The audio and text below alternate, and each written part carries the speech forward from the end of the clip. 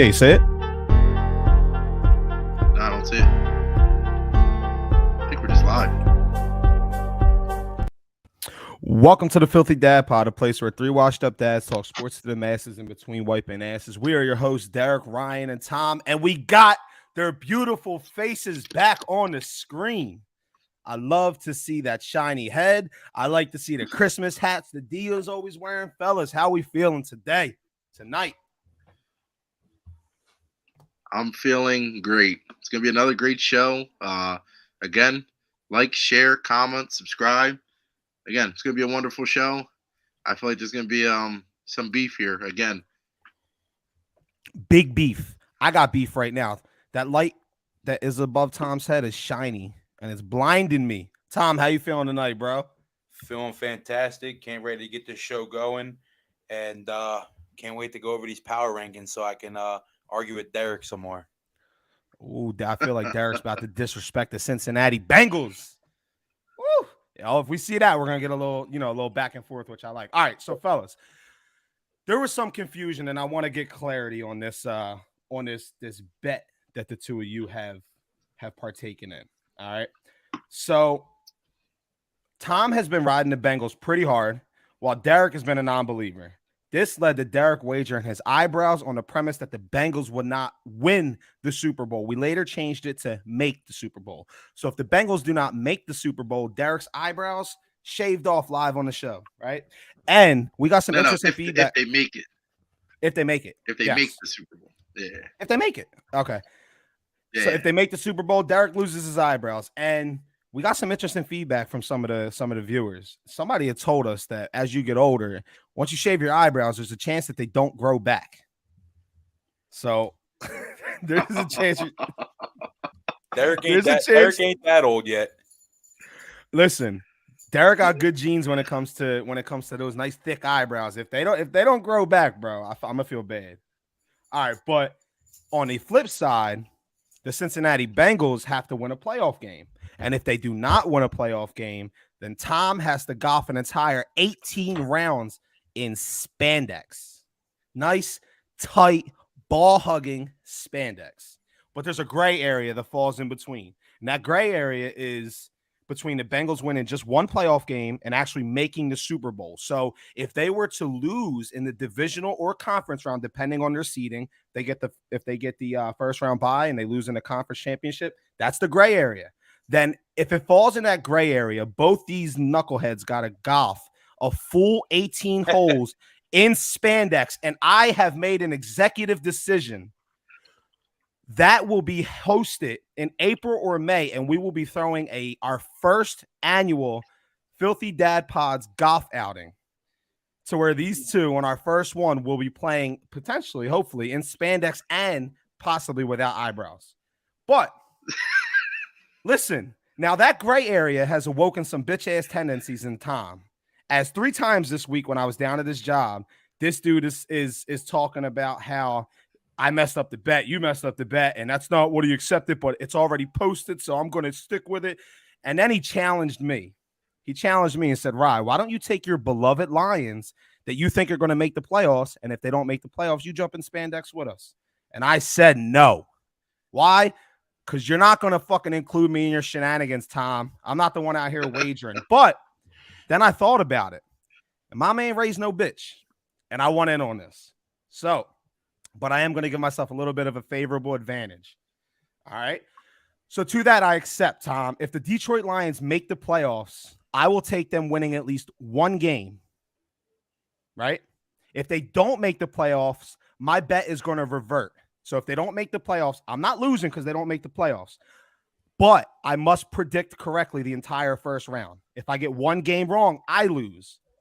And I don't want to be the same as you guys, so I kind of floated around. I can't get another tattoo on my leg. I don't want to play in spandex, but I do like my shorts. I golf in the winter in shorts, Derek. You've seen it, Tom. You've seen it. So I wanted to add my own twist. I will let the wives of the show, Kiera, Emily, Brianna, if I fall in that loser category with you guys, I will let them wax my legs, and I will play in the tournament in short shorts. Listen, I have my make it jorts. Listen, What'd you brother, say, Tom? I had my back waxed before. It fucking hurts. I'm in it. Mama raised a lot of things. No, right, It wasn't right, one of them. right. You gotta play in jorts. I will. I'll play in the thigh, the coochie cutters. Call me fucking I'm be The Daisy Dukes. You want to see a filthy dad? Man, come out on that day on the court. You're gonna see Derek and Tom in spandex. Listen, you guys had a great bet going, and I didn't want to just be on the outside looking in, especially if we're gonna throw this tournament. So I'm counting on the Detroit Lions. I'm fully on the train. They're gonna make the playoffs and they're gonna win a game. Like I said, Derek, I'll see you at the tee box in spandex. This is gonna be fun. But yes, I like at this point I'm rooting for that and not losing my eyebrows. I hear that. I'm rooting for I'm solely just rooting for a win, so I know I'm guaranteed not to be the only one in spandex. If you're the only one in spandex, it's gonna be all right. So let's jump over to now that we got that clarification out there. Let's jump over into some trivia. The score is currently Tom is at 500. Derek, you're at 100. You need to step your game up. Tom, you're going to go first. Same rules as last week. 500, 400, 300, 200, 100. This week's topics is who knows RG the best? Who knows me best? Tom, give me some. Like you said, mommy ain't raised no bitch. I'm taking 500. Ooh, this is a good one. Tom's going with the $500 Are we allowed to question. steal? Yes. Are we allowed to one steal? chance Okay, to steal. good. All right. Yes. Tom, All right. who is my favorite Philadelphia Eagle of all time? Ooh.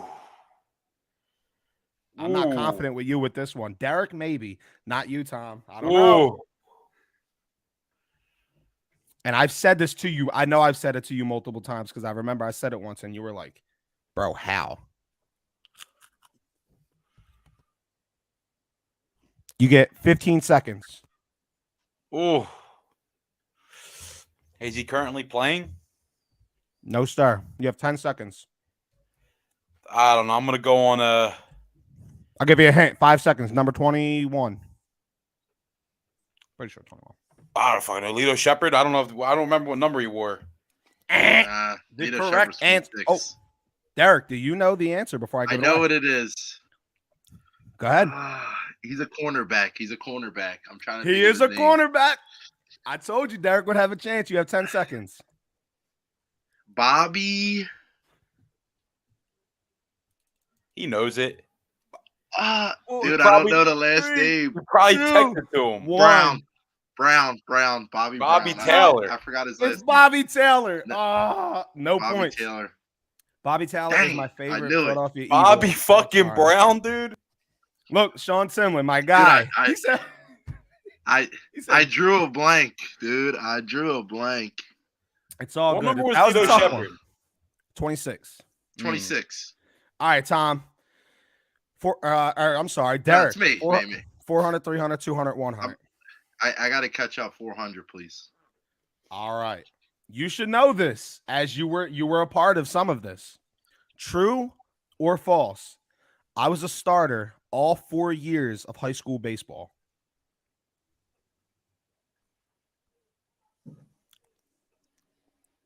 Freshman year. True. You remember? Is that your final answer? True. Tom, you can't steal. You are wrong. You know why you were wrong? Yo, do you not remember? I started every year that I was eligible to play. I was suspended my junior year for fighting with the coach the end of the sophomore year. I forgot. All right. So, damn, no points this week. Fuck it. Let's finish it out.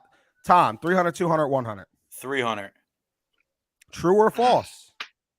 Now, this one you might not know. I once had a private workout in front of Bill O'Brien and Penn State scouts. Am I telling the truth or am I capping? I say you're telling the truth. Beast. You think I'm telling the truth? Is that your final answer? Yes. Ding, ding, ding. I did. But let me tell it. It was when he left New England and he went to Penn State, 2011, 2012.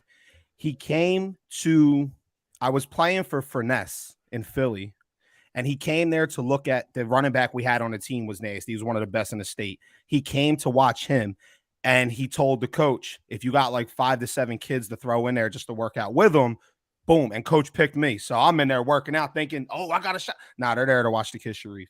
But I did. Good job, Tom. You get 300 points. Derek, I'm going to give you the 200 Jesus Christ. point question. True or false? I played the violin in middle school. True. 1000% true. That is He used true. to play a happy birthday to me.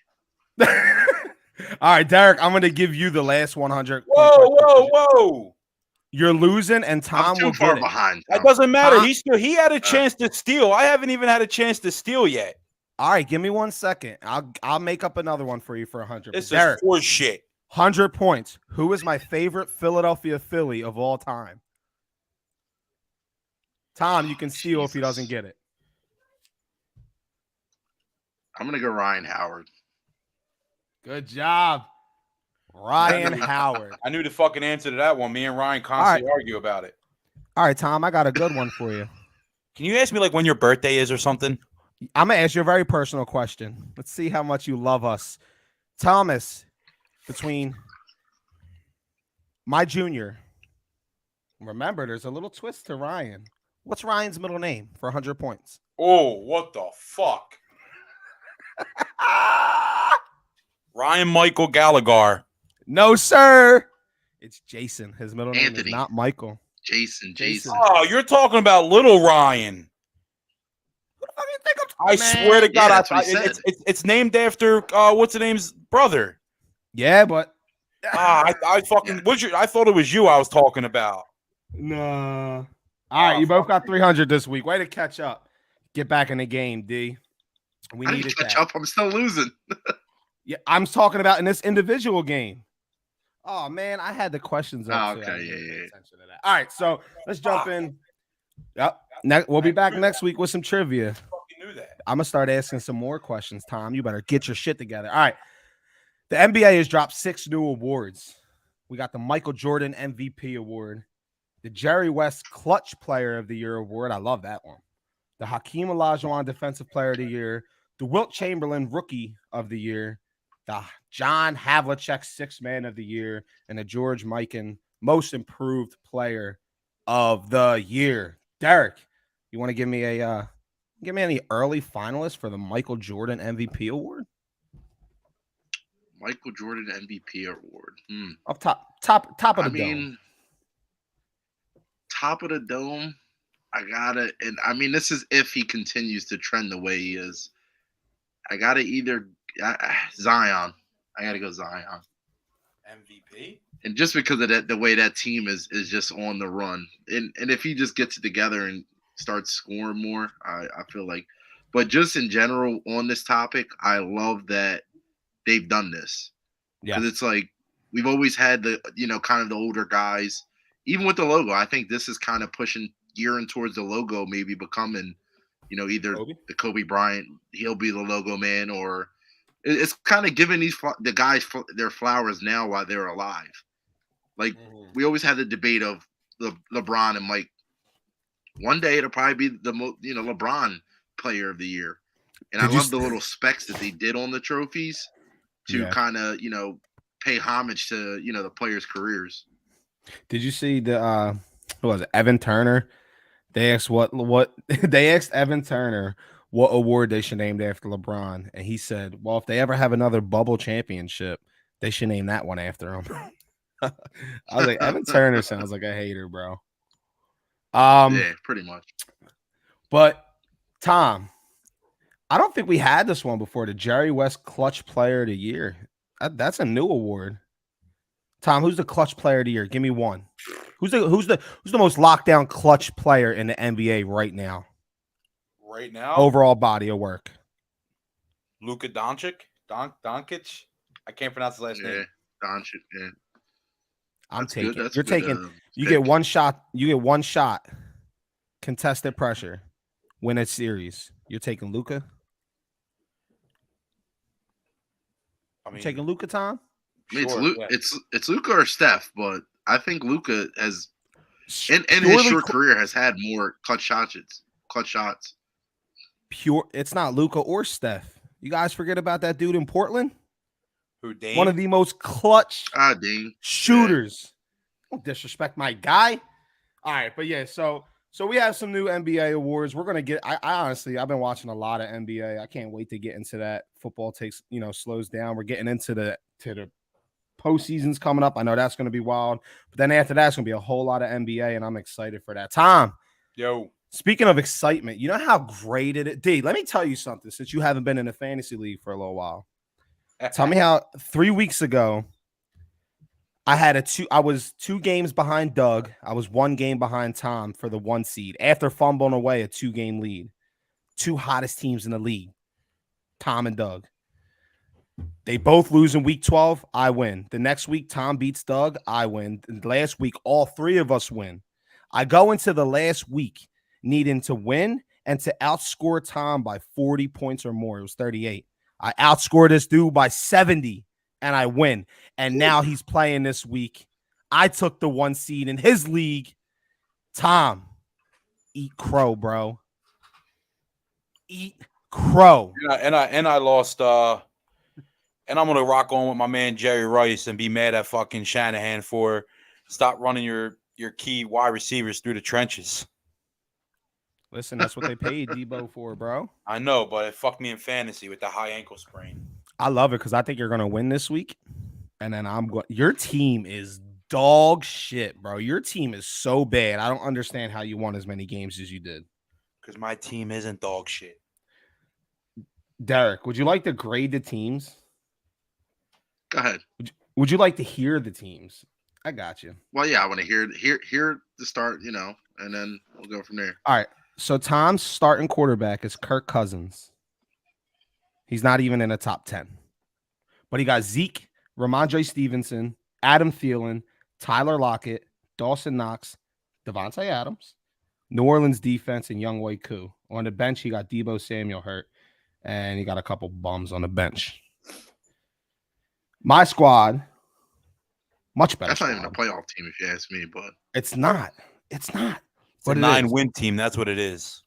It ain't the 1 seed. I'll tell you that. All right. My squad is Justin Herbert, Christian McCaffrey, Deontay Foreman, Keenan Allen, Joshua Palmer, Evan Ingram, Juju, Aaron Jones, and I got Darren Waller coming back next week, hopefully, and the Bills defense. Okay. My team looked better on paper in the beginning of the year, to be honest. But regardless, Tom, enjoy your game this weekend, bro. I'm gonna have my feet up watching you guys. Thanks, buddy. All right. D, I gotta ask you a question. So the AFC and NFC Player of the Weeks came out this week, and I disagreed with one. Honestly, just one choice. How did you feel about the AFC and NFC Player of the Week? On the AFC, you had Trevor Lawrence for offense. You had Josh Uche from the Patriots for defense. Uche had pretty much the same game as Brandon Graham, who was the NFC Player of the Week, and then the NFC Defensive Player of the Week. NFC Offensive Player of the Week was Baker. How do you feel about those selections? Do you agree? Anything? So AFC Offensive Player of the Week is Himothy. I'm sticking by my guy T-Law. He had a huge game, and it showed. I mean, he balled out. Uchi I think he had 3 sacks, 4 quarterback hits. Again, I have nothing to say about that. BG was all over the field and affected that game tremendously. I have no arguments with that. The one argument I do have, and it's just because there's a couple people that you could have put over him. Maybe more than a couple people. I just went down like top performers that had games that were better than what he had. Is Baker Mayfield. And I understand it's a great story. He had a 98-yard drive for a TD, whatever it was. But dude, my man, Jared Goff, threw for 330 yards, 3 TDs, no picks. Won a divisional game. All right. So he's basically kept his team alive with his play. But the offensive player of the week, and I know they probably didn't give it to him because they're sick of seeing Philadelphia Eagles faces on this award, is Miles Sanders. Ooh. 17 carries, 144 yards. I believe that's like 8 yards a carry. I'm not even sure. And then on top of that, he had 2 TDs. Yep. How do you not give it to him? Insane. Blows my mind. I'm kind of on the same boat with you. I was leaning Jared Goff, simply because of what that win means to the Lions. What the fact that they're playing a 10-win team, and they need that to even have any hope for the playoffs. And for the 5th straight game, he comes out, he doesn't throw a pick. For the 2nd straight game, he looks like a top 5 quarterback in the league. If you don't believe me, go check the stats over the last 2 weeks. Over the last 5 weeks, he's been a top 10 quarterback in the league in almost every quarterback stat. And I think he should have won NFC Player of the Week if it wasn't Miles. Tom, how do you feel in the situation? So I get where you guys are coming from, but I'm okay with Baker winning solely because you're talking about a guy that just got picked up off the waivers on Tuesday, had a total of 20 practice snaps, came into the offense on the Rams, losing 16-3 with like 3.5 minutes left, and walked down the field once to get the game 16-10, and then with under it was under a minute, under 2 minutes, a minute and some change left, and not a beautiful punt on that goes out of bounds on the 2-yard line, and he drives him down the field for a 98-yard touchdown. I mean, the storyline's great. The NFL loves storylines, but I want you to name me another quarterback that got picked up off of waivers and under 2 days went into the game and won them on a game-winning drive. When you can do that to me, let me know. I'd give you a quarterback Go ahead, D. Go ahead. I can give you a quarterback that sucks I give you a quarterback that sucks that did it fucking 3 days prior, Tom. Go ahead, D. Yeah, but I guarantee that quarterback was in the offense all week. It was Tom Brady. He stinks, and he did it 3 days before Baker did it. He's been in that offense for the past 3 years. Listen, you were losing. Tom, they're starting quarterbacks. He's a quarterback. It does not matter. He's a quarterback. Your boy Derek Carr's a starting quarterback and couldn't beat one of the worst teams in football. What's your point? They're the Raiders. We've been dealing with this all year. I mean, I feel like we've come on this podcast and I've talked about how bad the Raiders are because they always lose in the fourth quarter. They can never finish games. So you talk about how bad the Raiders are, and then now you talk about how bad the Bengals are, and look at the Bengals, Derek. Tom, I've been talking about the Bengals though from the beginning. beginning. Talking about them, bro. I love hearing you eat crow. So listen, you'll see my picks. I'm not mad. What I'm saying is, would I've given to somebody else? I would have, if my personal opinion, it would have been probably Miles Sanders. I would have given it to, because we know what Jared Goff's been having a phenomenal year. Not a phenomenal year, but he's having a really good year. Miles Sanders, for the first time in his career, has went over 1,000 yards. He's having a complete breakout year, damn near on his contract year. So I would have gave it to Miles Sanders for 17 carries, 144 yards, 2 touchdowns. That's who I would have given it to. But I'm not mad that they gave it to Baker. This is my whole thing, Tom. The NFL has to stay consistent. Usually when it comes to the MVP award, they don't give it to the most valuable player on a team. They usually give it to the most valuable player that has the best stats. So why are you changing it for the NFC Offensive Player of the Week? It just doesn't make sense. Jared Goff beat a team that is in his division to keep his team alive for the playoffs. Baker Mayfield beat the Las Vegas Raiders, who stink, so people like you can come on podcasts and talk about, oh yeah, dude, he made a 98-yard TD drive. Okay, we're talking about the same Jared Goff that damn near had the game in the beginning of the season against Minnesota that you were talking about on the last episode, how they should have won that game, but they didn't. Minnesota, we've been talking about Minnesota. Everybody's sitting here saying Minnesota is not a good team anymore.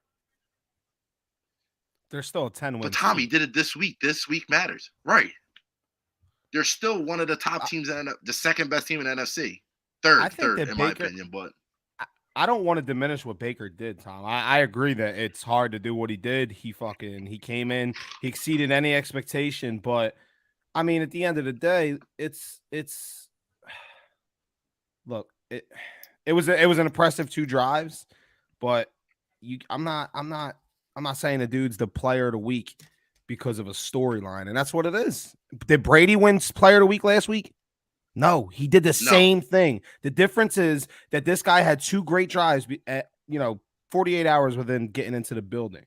But I mean, it's not like he's a rookie. He wasn't Desmond Ridder that just came in and did that. Baker Mayfield, yes, he hasn't been in this system, but if there's any team that he's going to go to and any coach that's going to be quarterback friendly, it's the guy that took Jared Goff to the Super Bowl.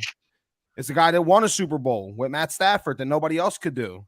It's Sean McVay. And listen, he's still Baker's been a starting quarterback with the exception of this up and down year. He's been a starting quarterback for how many years now? 17, 2018? Like, he's not a rookie, bro.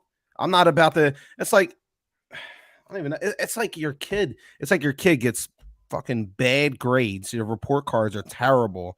But then the one day they come home from school and they're like, look, I got an A today. And it's like, yes, you're so much better than your sister who gets straight A's all day, every day. He stinks, Tom. Right. I mean, he's not the player. We could have given it to Dak Prescott. Dak Prescott did the same exact thing to the Texans. It's like equally the same. Yeah. Yeah. No, Dak. It's just. But I'm just saying they have to be more consistent. It's always been about stats. That game stunk to watch. Nobody enjoyed watching that game. It stunk. Even the last 3 minutes where they came back and won. Nobody cared about that game. But we care about him becoming offensive player of the week. What is that? That's going to do nothing for him. Yeah. All right. So that's what we're here for. Derek, I want you to Derek, hold on real quick. Derek, name me two starting receivers on the Los Angeles Rams right now. You already took too long. On the Raiders? No, the Rams. Davante Adams and Matt Rams. The Rams.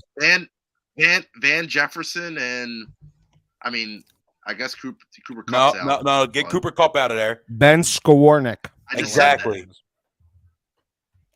Did you say you just said that? Tom, the Raiders are a dysfunctional franchise. You don't think that maybe the Rams are worse than the Raiders?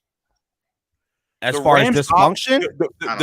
No, as far as a team, the Rams offense is horrific. Okay, but I still would take their organization over the Raiders. We're not talking about organizations. Of course, I would too. They were just in a Super Bowl, and they have damn near almost the same exact team. And look at them; they're out here saying Stafford's hurt just to give him the year off. He is hurt. Okay. All right, so he's eligible to play. They shut him down for the season. Same thing they're going to do to Aaron Donald. Yeah. All right. Look, Baker's your boy. We get it. He does love Baker. He loves him some Baker. Let's move off of last week's player of the weeks and give me somebody, Tom. Give me somebody that could be player of the week this week. Give me a breakout star. Just one guy across the whole league. Don't even matter who it is. Across the entire league? One guy. Yep. I have my guy right now. I'll give Tom some time to think. Go ahead. My boy. And they play the fourth best rushing defense in the league. Travis Etienne. Ooh. Write so it down. Tell me I should start him in fantasy? You probably should. Because they're gonna be focused on that boy Trevor Lawrence. I call him Himothy because he is him. They're gonna be focused on him because he just had a banging game, and Travis Etienne is gonna do some damage, not only on the ground but in the air too. So look for him to have a huge game, all-purpose yards, maybe even a touchdown or two. Who do you got?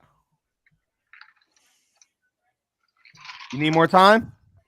I got my boy Jamar Chase. Ooh, okay. Why you got Jamar Chase? I just think now with T. Higgins, Tyler Boyd down, it's all going to be focused on Jamar Chase, and that boy makes defenses look silly with Joey Cool out there. All right, I like it. And my pick is going to be Josh Allen.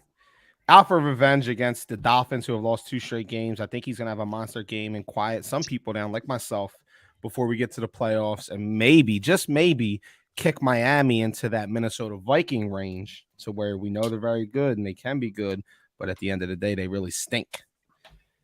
All right, so we got Derek's going with Etienne. Tom's going with Jamar Chase. I'm going with Joshua Palmer Allen.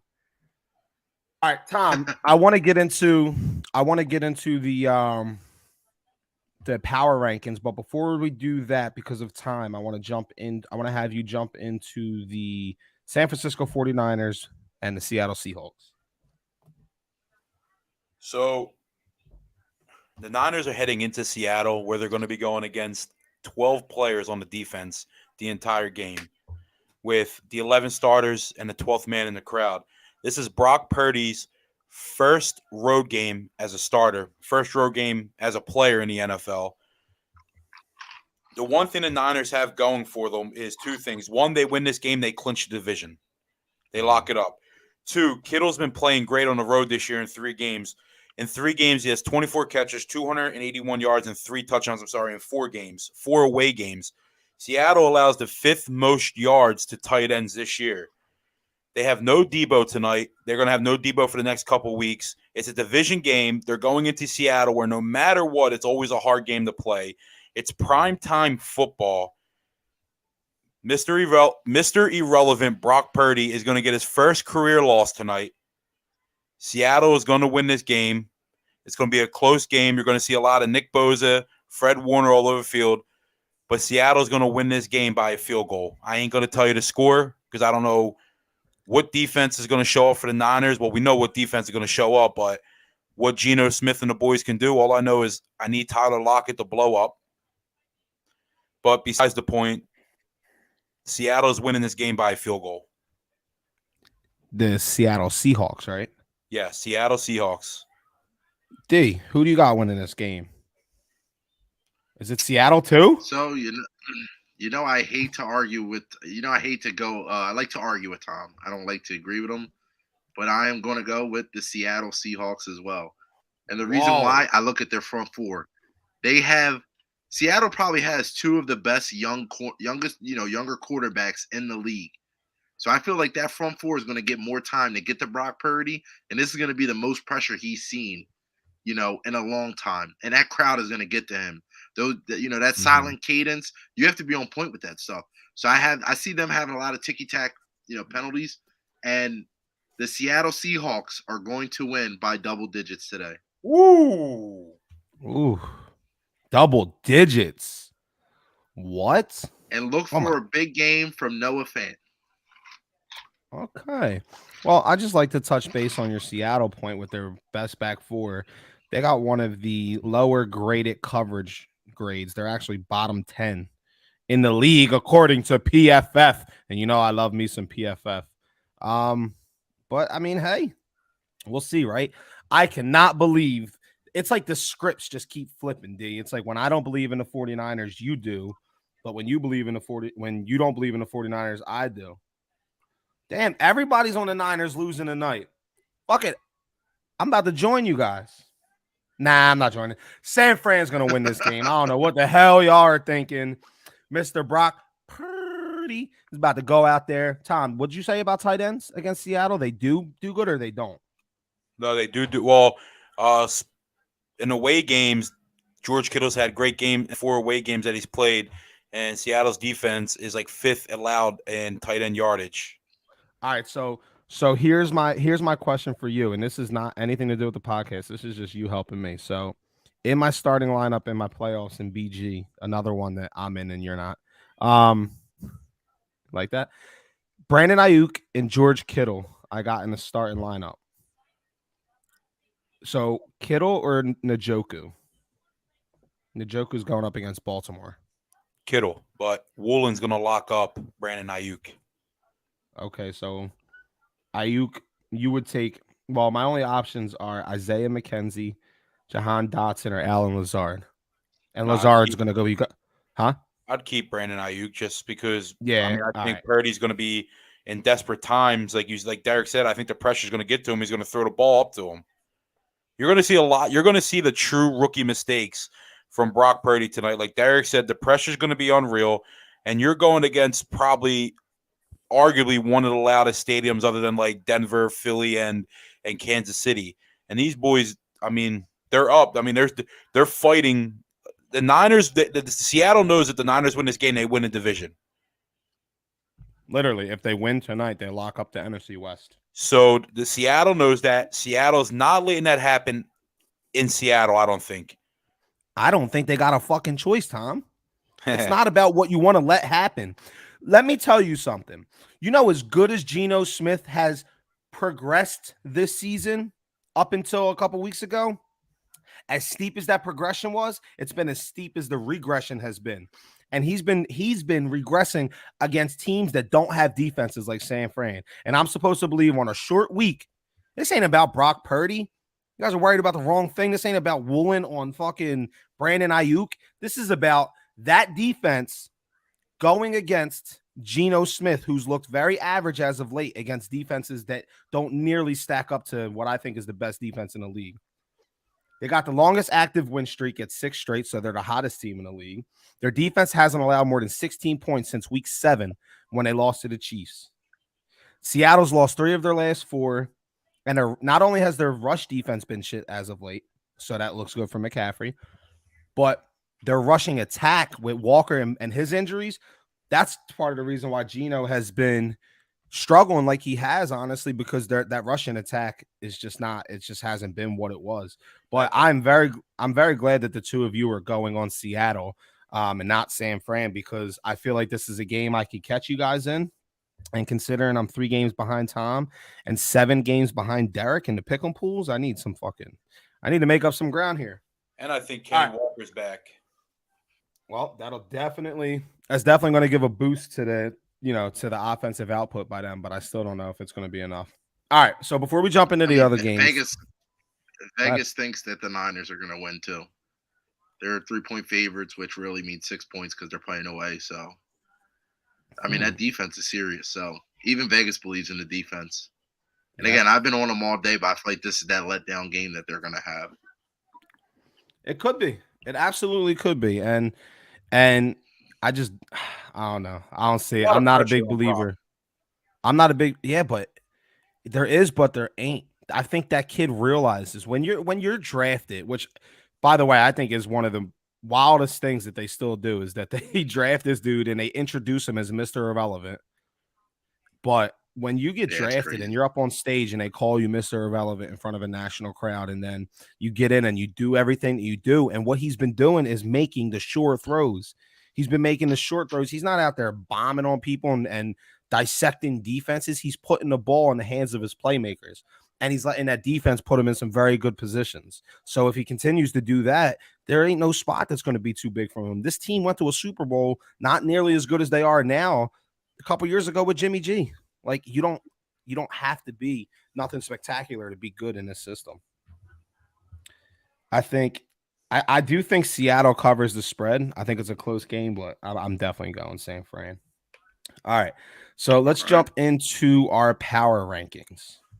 And what I want to do with the power rankings is switch it up a little bit, and we're each gonna release our top 10 at the end of our combined top 10. And how our combined top 10 is going to work is starting at 10. Whoever goes first is going to give their number 10 ranked team. The next guy will give their number 9 ranked team, and so on and so forth. The twist here is once someone puts a team somewhere, that's where they're locked until next week. Nobody else can use them. So even if if your list looks a little different, you're just going to have to readjust. All right.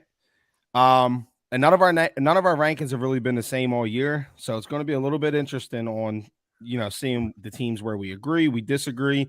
And in this, I've taken the liberty of going first. Derek's going to go second. Tom's going to go third, and I'm going with the number 10. I want to make sure that respect is put on the name of the Detroit Lions, and I got the Detroit Lions as my number 10 ranked team in this week's power rankings. Eric, you know why I have the Detroit Lions? Because they have a top 5 quarterback over the last 2 weeks. They have a top 10 quarterback over the last 5 weeks. Like I said, they got one of the best young wide receivers in the league. The defense is playing lights out. The coach believes there's a culture brewing in Detroit, and they're going to the playoffs. Derek, if I got Detroit at number 10, who you got at number 9? This is going to be a shocker, but this is a team that I feel like is the Detroit Lions of the NFC East. and they are the NFC least team, the Washington Commanders. They believe in Heineke. They believe in Heineke. This is already putting a wrinkle because I don't have them. I don't even have them in my top 12. Me neither. I knew Derek was a Washington fan. I'm just gonna be really mad I'm gonna be really mad where somebody's gonna rank a team that I have ranked high, and I can't rank them high because one of you dudes are gonna rank them lower. It's gonna fucking bother the shit out of me. All right, well, bother. I'm with you, Ryan. I'm with you, Ryan. Number 10, by the way. Nice. All right, I got combined so far. I took Detroit at number 10. Derek took Washington at number 9. Tom, who's the number 8 ranked team? The Miami Dolphins. Ooh, you got them right where I got them. I agree there. I agree there too. All right, good. Why do you got the Dolphins at 8 though, Tom? I don't know. They just have been playing shitty football the past couple weeks. I mean, I had them ranked low. Rye gave me shit. They played great football. I ranked them up high, and now I'm eating crow for putting them too high. So the motherfuckers can go back to the cellar. I like it. Get to the cellar. All right. My number 7 ranked team, I was very high on. I've had my finger on the pulse of this team, and I think they should be lower, but I couldn't justify them. If I could have got them a little bit lower, I would have. The Minnesota Vikings, I have at number 7. Anybody agree or disagree? Agree 100%. Derek? Listen. All right. So the teams above them, they're not better than. They've lost to. The teams below them, they're only ahead of them in my rankings, which I'll give out after. They're only above the Dolphins because they beat the Dolphins. Or no other reason why they should get above, because they're not. The Vikings stink. They are pretenders. But I mean, there's a part of me that I kind of preface some of my picks on what I think is going to happen this week. So I kind of pick based off of them trending in the right direction or wrong direction. So did I steal them from a higher spot for you? Not by much though. Not by much. All right. So who's your number 6 ranked team? Tom's going to be maybe happy or mad, but his Cincinnati Bengals. You're out of your fucking mind. You see, you're still disrespecting the fucking Bengals, Derek. You're still disrespecting them, Derek. Yep. Yo, I had the what is your hate towards them? Dude, their resume. You have Ryan gave me hell all year for putting a team above another team that beat this team. And you're going to tell me you're ranking the Kansas City fucking Chiefs above the Cincinnati Bengals, who have never beat Joe Burrow yet. Never. Listen. Mahomes has never defeated Joey Cool, brother. Joey Burr. He's never lost to Patrick Mahomes, whether it was in the jungle or whether it was in Arrowhead. In the AFC Championship game in Arrowhead, Joey Burr came back and won that game. Stop disrespecting the Cincinnati Bengals. Derek, why do you have them at number 6? I mean, I have them at number 6 based on, what I think they're going to do this week. And I mean, listen, just a little heads up, I had them losing this week. So. You had them losing against Kansas City too, along with Ryan. Tom's going to be, Tom's going to be red, buddy. They're going into Tampa Bay in beautiful weather and fucking humiliating Tom Brady, just like fucking Brock Purdy did. I can see steam coming off of Tom's head. I have them there. Other than the Flyers, baby, I'm wearing the orange. Oh, God. All right. So we got the Detroit Lions across the bottom. You can see it, too. We got the Detroit Lions at 10, the Commanders at 9, the Dolphins at 8, the Vikings at 7, the Cincinnati Bengals at 6. Tom, who's number 5? See, everything's going to get fucked up. Why? Because Tom? the team that I'm going to get stuck at naming number 2. I fucking hate you, bro. I'm sorry. It's what I think. This is our combined power rankings, dude. So we got to Tom, who's deal number with it. 5? This is what the people Listen, want. I'm glad that you're knocking Dallas out for me. I'm taking the fucking Niners. Okay. Who was it? The 49ers. All right, so here's where it gets interesting. I hope Ryan fucking spices it up so I can pick a different team at 2. Hey Tom, guess what? Originally, I had Cincy at 7 and Sanford at 6. I switched to last minute.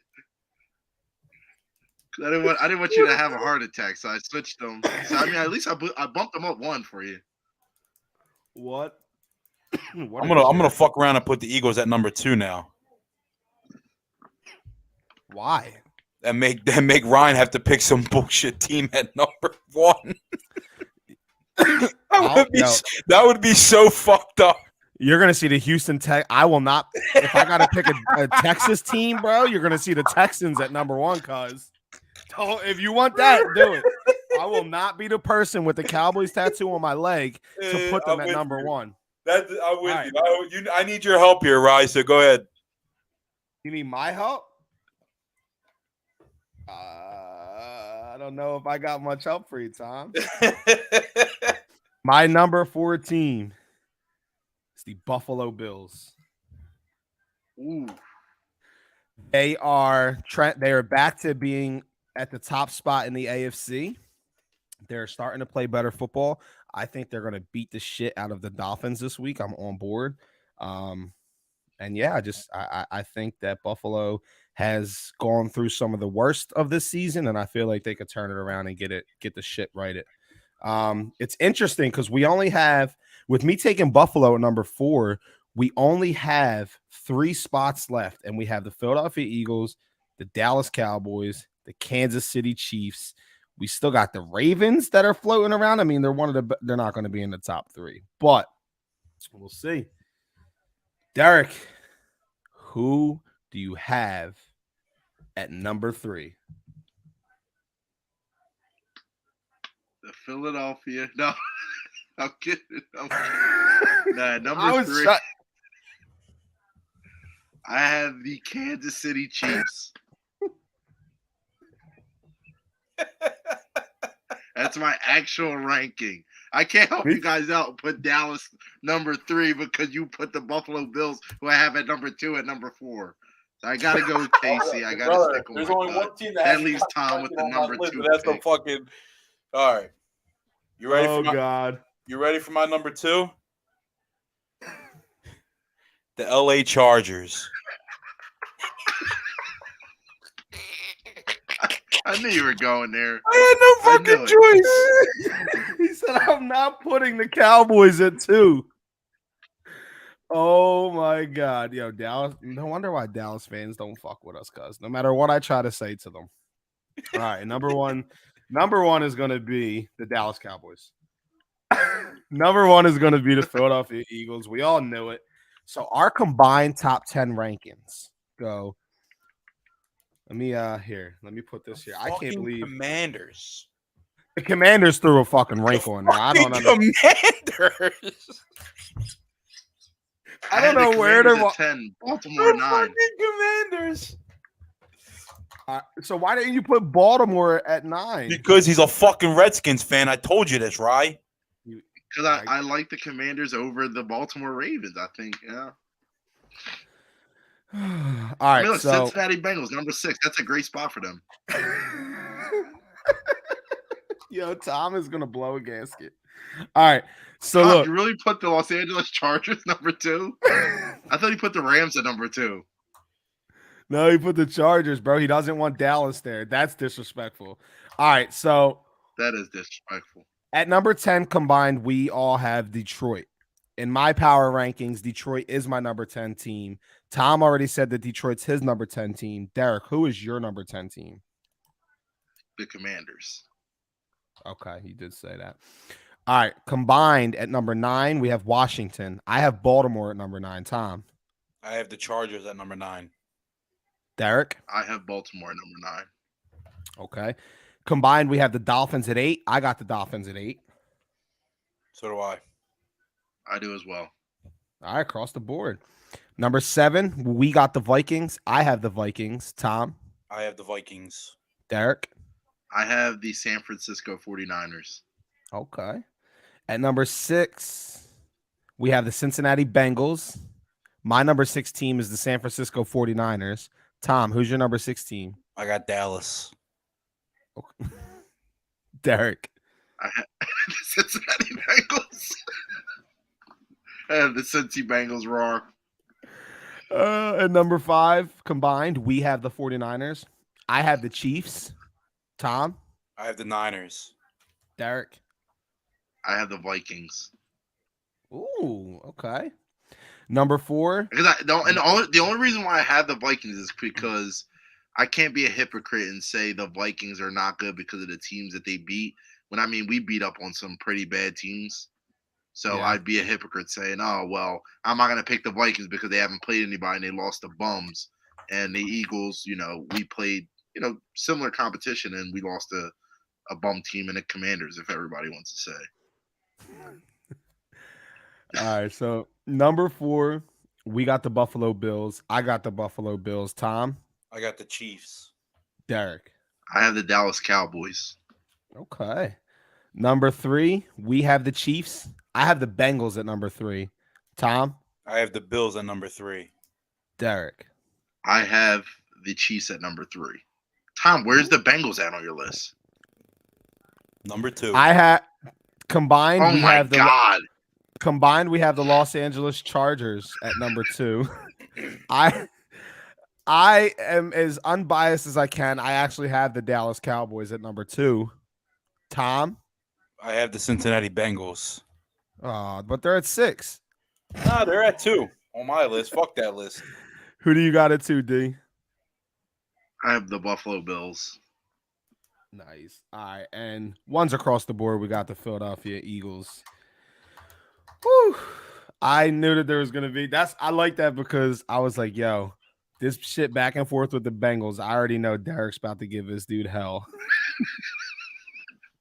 I was Tom, just I don't waiting see how on you it. have them as a number 2 team. That's terrible. I got they them number beat 3. The Chiefs. They're gonna beat the Bills this year. They're literally a 9-win team right now, and they probably arguably have one of the hardest schedules. Okay. We'll see. Well, I have them listen. losing this week. Tom Of course, is you have on them the losing every band. week. A little pregame right. lock of the week. Not lock of the week. Ooh, we're gonna get into that. All right, let's jump into some games. So one of my highlighted games this week is the 12-1 Philadelphia Eagles traveling to the Windy City to take on the Chicago Bears, who sit at 3-10. And the last time that our beloved Eagles played in Chicago, boys, I was in attendance. And what an amazing game that turned out to be. The good old double doink. That was easily my most favorable, honestly, memorable live sports moment ever. Me and Mike, bro, were there. We're giving their fans hell. And in turn, they're giving it back to us. But it was all in good fun. No disrespect, no fights, no nothing. Till the end. But fast forward to the double doink, they get in field goal range, and they are letting me and Mike hear it, bro. The shit that they were saying, I mean, we really didn't have much to say back at that point because our team was looking like they were about to lose. And we had just went wild when Golden Tate caught that touchdown to go ahead. And we let them have it. So once they get in field goal range, bro, they're confident this game is over. They're telling us how they're going to beat us with our own kicker. Remember, they had, who was it? Cody Parkey. He lines up, he kicks it, and the fucking stadium went silent. It was like you could hear a pin drop, bro. It was like no bullshit. As that ball is going through the Windy City air, it felt like it was in slow motion. And I just remember watching the ball hit the upright, and it looked like from our section that it went through, and the stadium went wild. It was shaking. They were celebrating, and they just won the game, bro. And for a split second, they thought that. The whole stadium. I never took my eye off the ball. Even Mike was pissed off. I seen that it bounced in the end zone. I didn't see it hit the second time, but I watched it bounce short of the goal line. And I'm like, I start cheering and I'm watching the refs and he starts going like this. And the whole stadium slowly, bro, just silences. and then you hear a massive roar of like a smaller crowd, but like a more aggressive crowd. And that's all the Philadelphia Eagles fans, because there was a lot of them out there. Went crazy. We broke the hearts of the fucking Bears fans, and a couple of them didn't like it. That's when I was live. I was actually live in SIPA or on my Facebook, and dude smacked my phone out of my hand. That shit flew down to another section. So yeah, they were pretty pissed off. But this game, there's a chance Dallas Goedert's back as he's activated off the IR. I think this game's going to come down to Jalen Hurts versus Justin Fields. I think Fields is kind of at a place where Jalen Hurts was last year. He's showing some promise. He has similar stats to what Hurts had last year at this point with completion percentage, stuff like that. But he just doesn't have the talent around to be a winning team. So as an Eagles fan, man, I want this dude to be running for his life. I want him to have the worst game of his professional career. But as a football fan, as someone who's looking for more out of Justin Fields, this is another great chance for him to buy my vote of confidence. A win over us, it would hurt me, but it would be huge for him and the core of that team. Again, I keep saying they can win a game and still get a top 5 pick, and this would be a great game for them to go out and win. Hurts has played in one more game than Fields, and he has 775 total more yards, 8 more touchdowns, 7 less picks. I'm looking for Devontae Smith and AJ Brown to violate Jalen Johnson and Kyler Gordon. And then in turn, I'm expecting our corners to bully their wide receiver core because it hasn't been good. And the way that they play, I feel like they can be effective against certain teams. But I've watched this Eagles team when they lock in on that one player, like the Derrick Henrys, the Saquons, the Daniel Jones, and this week should be Justin Fields. They do a pretty good job of shutting that player down. The only thing I will say is if Chicago wants to win, they should be watching tape of the Eagles versus Commanders and just fuck it, see if it works. But my prediction, I got the Eagles winning 38-23. D, what you got on the game? Or who do you got winning? Listen, this is going to be a great testament to our team. Even though I don't think we face a quarterback like this in the playoffs, but as just a Philadelphia fan, we have struggled against running quarterbacks in the past. We kind of bottled up Kyler Murray in the beginning of the year, so this is just another testament to this team to see if we can bottle up Justin Fields, who just been explosive. With the he's leading his team in rushing and and passing yards, which is crazy. So again, I'm just kind of on the similar boat as you. Beat up, run Miles Sanders. Let our wide receivers eat. Run Quez up that middle. Try to open up that middle a little bit so we can get the outside guys going. Move around AJ Brown. Move around Devontae Smith. Give their cornerbacks different looks. And I expect for, this is going to be a big game for our linebackers to contain Justin Fields. And to, collapse that pocket, to make him a pocket passer. And I think if we do that, I think he has no chance. But again, I'm kind of scared of his legs because, again, teams have had success against us with, when they have a running quarterback. But I'm in that same boat as you. I have the Eagles winning 31-17. I like it. Tom, what's your prediction? Yeah, so I'm in agreement with both you guys. I think you're going to see a lot. I mean, not that we haven't been tested already, but you're going to see like a lot of the edge rushers are going to get a lot of work. The outside linebackers are going to get a lot of work. I mean, you're going to see Justin Fields running sideline to sideline. That's pretty much the only offense they have. I mean, I would assume big play Slay is going to shut down Chase Claypool. Cole Kmet's not going to be anything. But this is a game I probably wouldn't rush Dallas Goedert back. Maybe you could put him in there for a couple plays just to get his feet back under him. But what's Jack Stoll? What is his name? Jack Stoll. And Katakuku, whatever his last name is. I can never pronounce his last name, even when they say. I call him what it? Calcaterra. I just call him. Yeah, I mean, what do you call him? Kakakuku. Catapupu. What is it? Cataterra? Catapupu. Calcaterra. I can never pronounce. Dude, I try to. I think you just let them guys do it. They've been playing great football. I mean, Calcaterra has been blocking his ass off. Mm-hmm. So, like you said, same exact thing they did against the Giants. Let's get it out there. Let's score early. Let's get Jalen Hurts off the field. Put in some Minshew. and I'm with you. I think it's gonna be like a 38 to like 13 game. Oh, you're looking for a little Gardner action, huh? Little Gardner action time. I would love to I see like Gardner it. every week. What was your prediction? 38 to what? 13. Sheesh. I think the I would defense love our that. defense is too good. Our defense is too good. I hope so. All right, so we are all in agreement. Eagles hopefully are going to win big in this win. Oh, real quick before we move off of this, and we're actually going to transition between the two teams. Did you guys hear what Michael Parsons said this week to on the podcast with Von Miller? He said they were asking along the lines of, is it the Eagles system or is it Jalen Hurts? And I feel like, I know he said he ain't trying to get no enemies or nothing like that. I feel like he's taking shots at our quarterback that already beat you once. And again, did they beat Dak? No, but they beat your defense and you were ineffective. And our fucking guy bullied you. And if you want to give fucking bulletin board material to the best team in the league, I mean, go ahead. I thought Penn State people were a little bit smarter than that. But it's like, bro, I know you can't sit there and talk about, like, I understand Mahomes is a freak of nature. I understand he's one of the most talented and best quarterbacks the league's ever seen, right? There's nobody like Mahomes. But you're not going to discredit if you're going to just talk about system, you're not going to discredit Andy Reid. You're not going to discredit Tyreek Hill. You're not going to discredit Travis Kelce. So if you want to talk about it being, you can't sit there and say, oh yeah, Jalen's good, but it's the system around him. It's the team around him. Like, pointing to guys like AJ Brown and Devontae Smith, like, cool. Point to guys like fucking Travis Kelce and Tyreek Hill, who at the end of the day, go back and look at the playoff game that Mahomes gets credit for, right? Go the one against Buffalo, that great game we had last year.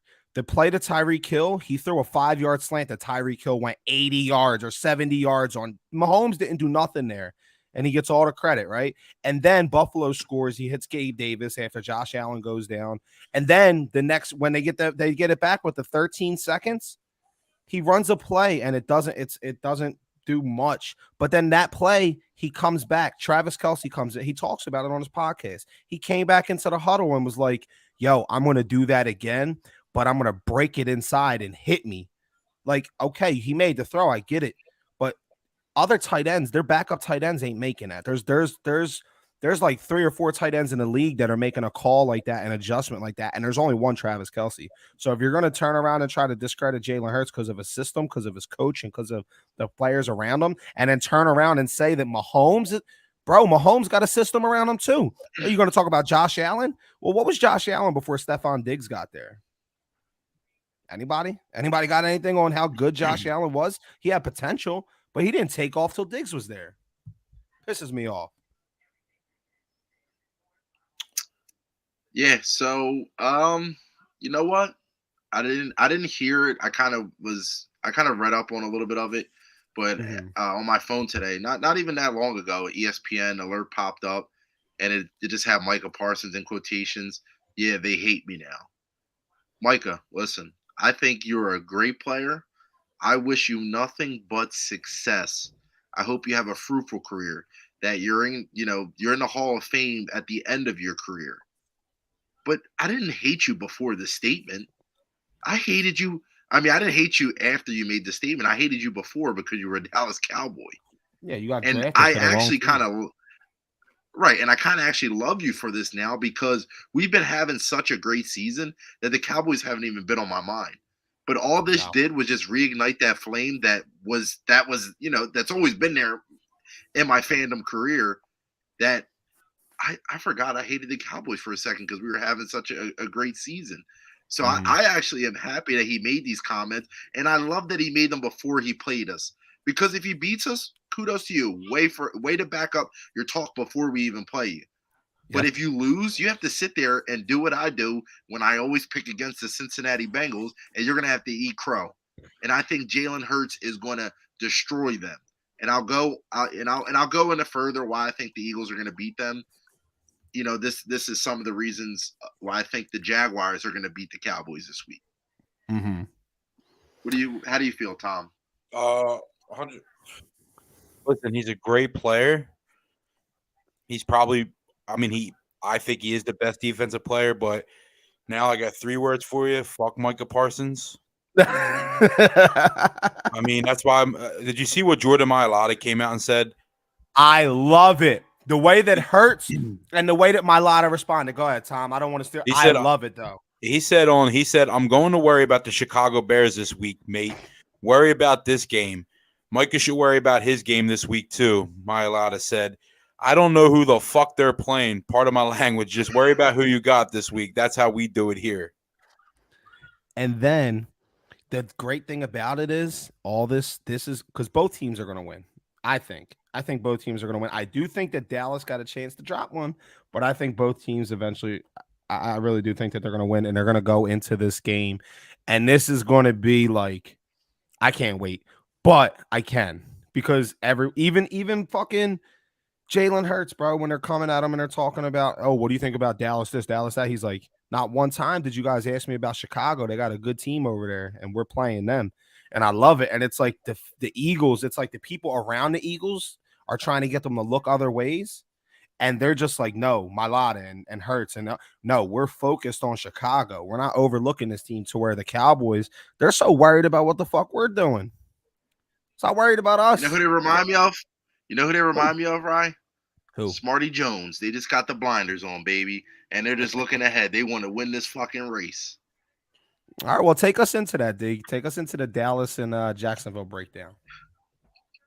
All right, so we have Dallas, who's 10-3, and they're going to take on the Jaguars, who, again, I've been riding. I think they're a hot young team that's going to get better as the years go on. They have a great quarterback in Trevor Lawrence. But what's going to take this team to the next level is, in my opinion, and I could be wrong, is Doug Peterson. Because I feel like every coach kind of loses their juice in teams, in organizations. Kudos to coaches that stay in organizations forever. Fucking the Belichicks. The Belichicks and the Andy Reids. But even their reigns come to an end. Mike McCarthy's, again, the juice gets lost. So I feel like Doug Peterson's going to have that juice to get this team going for a couple years. Maybe he's not their coach, their future coach, but I feel like he's going to make this team better. My biggest thing with the Dallas Cowboys, they have a great defense. So, the Jaguars offense is going to have some work to put in this week. But they lost a huge addition on their offensive line in Terrence Steele. To not have your starting right tackle in, and again, I hate to be the guy that's looking ahead to our game, but our D line is going to eat. And I feel like the Jacksonville Jaguars line is going to eat. I feel like they're going to contain Zeke. I feel like Tony Pollard is the better running back in that system right now. So he's probably still going to go off and have a game. But again, I would try to shut down the run game and have who I think, I think people give Dak too much credit. Because even when Dak went out, they still were winning games with Cooper Rush because he just managed the game. And he did something that he did what Dak doesn't do. He doesn't try to force the ball. If there's a prop bet that you can always bet on Dak, is that he'll throw an interception per game. Because if you look at his stats, he probably averages 1 interception per game. Yeah. So I feel like the Jaguars are going to come in. I feel like ETN has a big game. I feel like Trevor Lawrence is going to get going a little bit. I think that the Jaguars has what it takes to stop that offense or at least contain them. And I think the Jaguars win 27-20. And the reason is you got players like Micah Parsons who are looking past teams. Like, these are just young teams. Doesn't mean that they're shitty. They're just young teams. So can they sneak by and get one? You're damn right you can. Look what the Jaguars did last week. I don't think anybody picked them to beat the Tennessee Titans. So I feel like this is a game where the Jaguars can steal. And just like you said with who was it you just said? Just like how you think the Chicago Bears, if they can win one game and still keep their their draft position, whatever, the Eagles are a good team. I think if the Jags beat Dallas, I think they get that energy and it rolls into next year. Tom, thank you, brother. George Kittle touchdown. Let's go. My playoff team and Brock Purdy. Fucking Christian McCaffrey's already got 6 carries, 35 yards, 3 catches, 22 yards.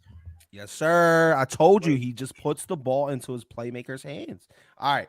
So real quick, and I'm gonna kick at the time on the Dallas and Jacksonville game. I just want to. So not only are they missing that lineman, D, they're also missing Anthony Brown, who's done for the season, who was their starting corner.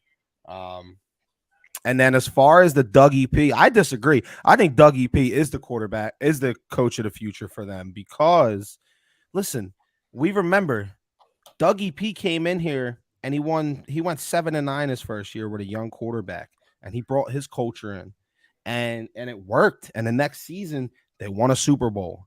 So all I say to Jacksonville fans is be patient. The guy you got is going to get you where you want to go.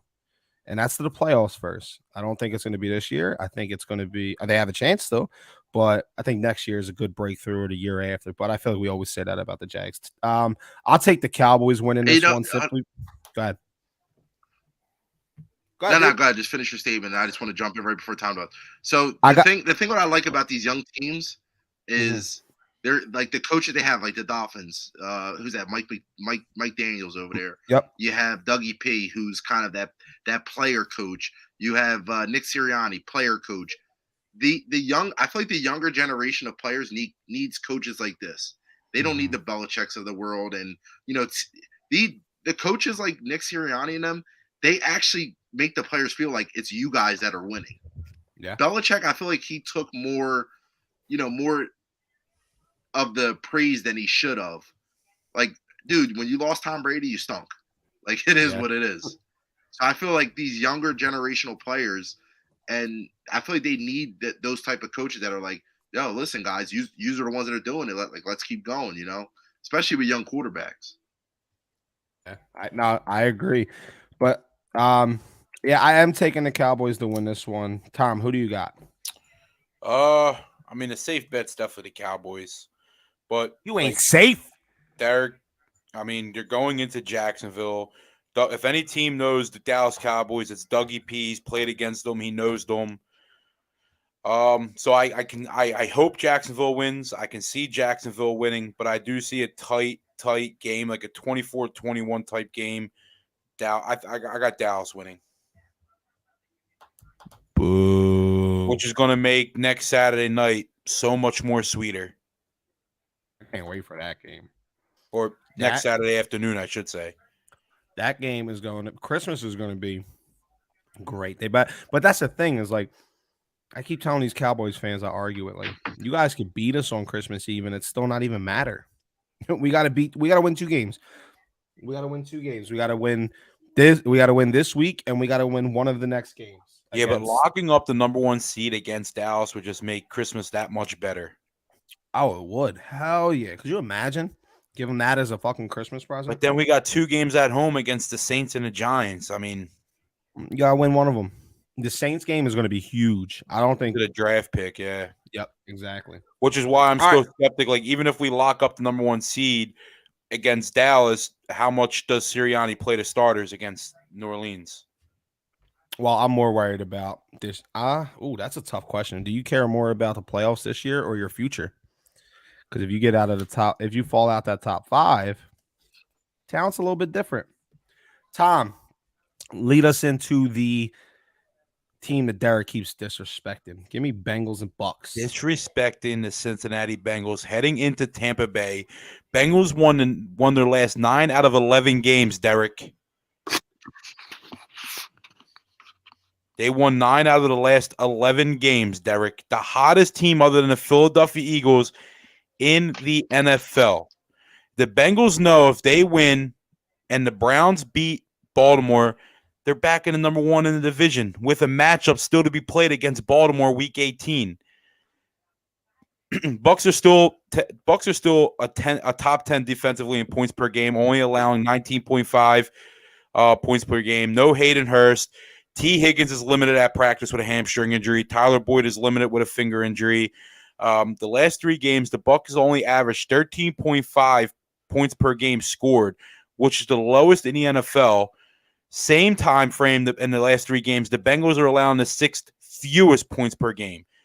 The Bengals also get a big defensive player back in DJ Reader. Bengals are riding hot. Jamar Chase is going to have a great game. Joe Mixon, Bucks offense even with Tom Brady. I mean, you can never count out Tom Brady, but they absolutely fucking suck right now. I mean, I don't know. I don't think they're going to have a bounce back game after that slaughter against San Fran. I think the Bengals are going to watch a lot of film. They're going to know exactly where to beat them, and that's just give the ball to the two running backs. Give the ball to Samaje Perine. Give the ball to Joe Mixon. Same thing they did with CMC. Let them win the game. Jamar Chase, Joey Cool is still going to be able to do what he has to do. I do have the Bengals winning 33-20. Good spread. I have the Bengals winning as well. I got them winning by. I have them down as Bengals win by 10+. Oh, and the 49ers defense just stopped the Seattle Seahawks, and they're already at midfield. And Brock Purdy kicks it to McCaffrey, and he's just continuing to rack up points. D, what do you got on this game? So, you know how Tom loves his beloved Cincinnati Bengals. And this was a tough one for me because I always shit on the Bengals, and I always shit on Tom Brady in the beginning of the season. Tom knows this, and I've eaten crow in the past about it. I always said that, usually Father Time catches up to everybody. And we've seen that in a lot of athletes. And this probably is the first year I said that Tom Brady, was going to have a good season, and now he's not. But again, I think that this is and I hate to say this because, again, Tampa Bay they're in the NFC South. I believe they have the Cardinals one week, and then they have the Carolina Panthers and their Falcons the last 2 weeks. So, again, all winnable games. But I think for them to get their season back on track to, kind of be a formidable playoff team, I think that this is a must-win game for them. I think if they win this game and they figure it out, I think they could be a formidable playoff team. Doesn't mean they're going to go to the NFC Championship or the Super Bowl, but I think that they could, either win a game or stay with, a team in the playoffs. If not, I think they get blown out. It's just a decline from here. I think if they lose here, who knows? Maybe they lose to the Falcons or the Carolina Panthers, who are still not out of the playoff picture. This could be one of those, a team wins 8-9 or 7-10. It would be insane, but this is one of those seasons where it could be. And I think that Tom Brady and the Buccaneers beat the Cincinnati Bengals this week. Welcome to the right side, Rye. I love it. I am here for this little rivalry that's brewing. And listen, my pick'em games, I'm leading by 7 games. So will this magical run of mine continue, or this is the week that I plummet? That's how I'm taking it. I'm hoping you plummet because I need to catch up. We haven't even come up with a punishment yet for whoever comes out with the worst record, but I'm down there. So I need to win some games. Wow. So we got me and Tom are on the side of the Bengals. Derek's rolling with the Bucks. And I can't tell if this is a troll Tom job or if this is just No, this is a serious pick. All right, so we got 4th and 7 from right around midfield. And this boy Brock Purdy and the Niners are going for it. They're gonna let the clock run. Oh, they got him. They got that dickhead to jump off sides. What an idiot. Oh la la. 4th and 2? Right. Yeah, now it's 4th and 2. All right, so you guys dream when you sleep at night? Yes. Yeah. Well, they say dreams come true, right? Well, the NFL gods have shined their big old lights down on us nice and bright, and they gave us Jared Goff versus Mike White, baby. I'm so fucking pumped. Or will it be Zach Wilson? Never know. He is QB2 now. He is QB2. The Lions are one of the league's hottest teams at the moment. They're 4-1 over their last 5 games, getting themselves back into the playoff picture. Jared Goff, like I've already said twice, has been a top 5 quarterback in the league over the last 2 weeks, and he hasn't thrown a pick in 5 straight games. If he can continue that play, Detroit is going to make a playoff push and sneak in. Watch. Amon-Ra St. Brown has been on a tear all season. He's one of the best young wide receivers in the league right now, and he continues to get a bulk share of the targets, and he's producing. DJ Chark has woken up over the last 2 games, going over 90 yards in both with a touchdown last week. if he continues to trend this way, he could be the one that pushes that Lions team to the playoffs. And the reason why I say that is because Amon-Ra is going to be there. Amon-Ra is going to be there. He's performing. If they get that second guy to just be consistent, they're going to be nasty. I'm going to say this. Matter of fact, I'm going to save this for the end. The Jets, they effed up. Not having Zach Wilson activated for a third straight game last week wound up hurting him. His poor Mike White wound up getting the shit beat out of him because Joe Flacco, as a backup, is about as useful as a glass hammer. This week, Wilson's activated. He's been promoted above Flacco to backup, meaning that if White can't go, or if he winds up getting hurt again, or if the leash is, they say, a little short, we could get Zach Wilson back on the Jets. But I do think they're going to roll with Mike if he's ready to go. But again, that short leash, I think, is going to pop up. And if Saleh thinks Wilson is ready, then there's a chance that we're going to see Zach Wilson. I know Garrett Wilson's going to be pissed off about that because when Zach comes in, he's not going to get any more touches. I got the Lions winning by a very close game. I got Lions by at least 3.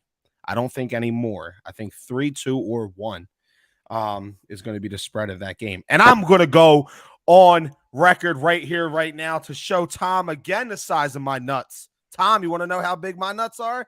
Bigger than yours. If the Detroit Lions win the Super Bowl, Tom, I'm getting a tattoo on my leg. Stamp it. I ain't no bitch. I mean, you're guaranteeing yourself not getting a tattoo. Listen, this is a further stretch than the Dallas one, so this is what I'm willing to take. Dude, don't be messed. Don't count them out. I mean, the Giants, they went on runs. The Giants, the New York Giants went on runs. You know, I'm backing the Lions, baby. If they win the Super Bowl, I'll get it tatted on the leg. Not playing. Right next to the Dallas one. Derek, who do you got winning this game? You rolling with me in the Lions, or you going the opposite way? I gotta continue to stick with the Lions, even though I think the Jets' offense is, the real deal. I think the Lions' defense is as well as, the real deal. And I feel like this is a game that has playoff implications on it again. I think if the Jets lose, you can count them out. I think if the Lions win, I think they're trending in the right direction because I'm not even sure the last couple games, but I feel like they have, majority of their last few games are winnable. They play the Carolina Panthers, that's a dub. They play the Chicago Bears, a division game, but again, it's in Detroit, it's a dub. And they play the Green Bay Packers, who probably at that point, if I don't think they're going to make the playoffs. Maybe they start Jordan Love just to not, have Aaron Rodgers get injured or anything like that. So, again, I'm rolling with the Lions. I think it's a close one. I'm going to go 20-17. I like it. Lions winning. Tom, what do you feel? So, I do like the Lions to win the game, but I think I'm going to flip on the other side just to go against Derek. I'm with it. I'm going to pick the Detroit Lions to win the game. And I do think they're going to score a lot of points. I thought you just said you were going against me. Yeah, right? Derek said he's going Lions. I'm going to go Lions, and they're going to score a lot more points than the Jets. Even though how bad the Jets, even though how bad the Lions.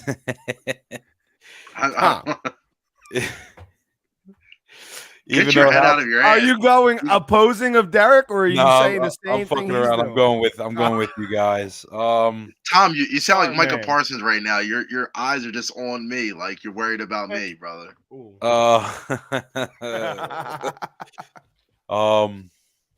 Jeez, you made me lose track of thought. Did you ever have track of thought? I don't even know. I'm going. I'm going to Detroit Lions like 33-10. The Jets' offense is that bad. Oof. All right. Let's transition into the Miami Dolphins and the Buffalo Bills. This is my game of the week. I think that everybody should tune into this game. And the reason why this is going to be sloppy backyard football. It's going to be, snow and wet conditions in Buffalo. Miami, who's used to the beaches and the swimming pools and the sun all the time, they have to go into that crazy crowd of the Buffalo Bills Stadium and try to do what they did at the beginning of the season. The only thing is they're kind of trending on a downward, and the Buffalo Bills are trending, kind of upward. The only thing is Josh Allen, when it comes to playing better teams, he kind of, I don't want to say folds under pressure, but he plays least to his capabilities. So I feel like Okay. this is a game where he kind of needs to win this to again start making some noise again. Even though I have them as my number 2 team in the power ranking, I think that this is a game that he has to show that he can just do it on offense Mhm. because their defense is banged up. So I feel like this is a game where it has to be like show us that offensive juggernaut that you were, at the beginning of the season. I like you would have to just completely wipe the Dolphins just to, kind of get going in the right direction. Because again, your defense is banged up. I mean, if their defense was healthy, they're probably a top 3 defense in the league. But they just Mhm. been banged up all year. And again, I think the Dolphins win. Agree. Tom, how you feel? And I'm literally stuck right in the middle because I feel like my gut says to go with the Bills just because it's so hard to beat a team twice. But Mhm. I just feel like the Dolphins have the more speed, and I feel like this is going to be a ground game type of game. Okay. I 1,000% disagree with Derek. Shocker. The Bills Yeah, are back. shocker. Josh Allen knows that what happened in the first game they played. He wants to keep control of the number 1 seed. They're going to need it. The Bills win the game. It's going to be a high scoring game. Whoa, what's the weather going? What's the weather in Buffalo this week? Snow. How much snow? I'm 7 not inches. sure the inches, but it's going to be a lot of snow. I think they said 7. Yeah, the inches of your penis, buddy. It ain't snowing. It ain't snowing, then, brother. You ain't lying there. It sure so ain't snowing. The Bills are going to win It's by like 10 a light points. drizzle. How many? 10? 10 plus. I'm on board with Woo. Tom. I think Buffalo gets revenge. I think they win by 7. The line on this game is actually 7. So I'm on board with you, Tom. I'm on board with you. Jump over to the Titans and the Chargers. Tom's number 2 ranked Los Angeles Chargers. So the Tennessee Titans are coming into this game on a 3-game losing streak. They started the season at 7-3 through the first 10 games. They are now 7-6. They're playing right now without Treylon Burke, the number 1 pick, who they traded AJ Brown for, pretty much. Derrick Henry's finally getting going again. He had a big game last week. But the issue is the Chargers.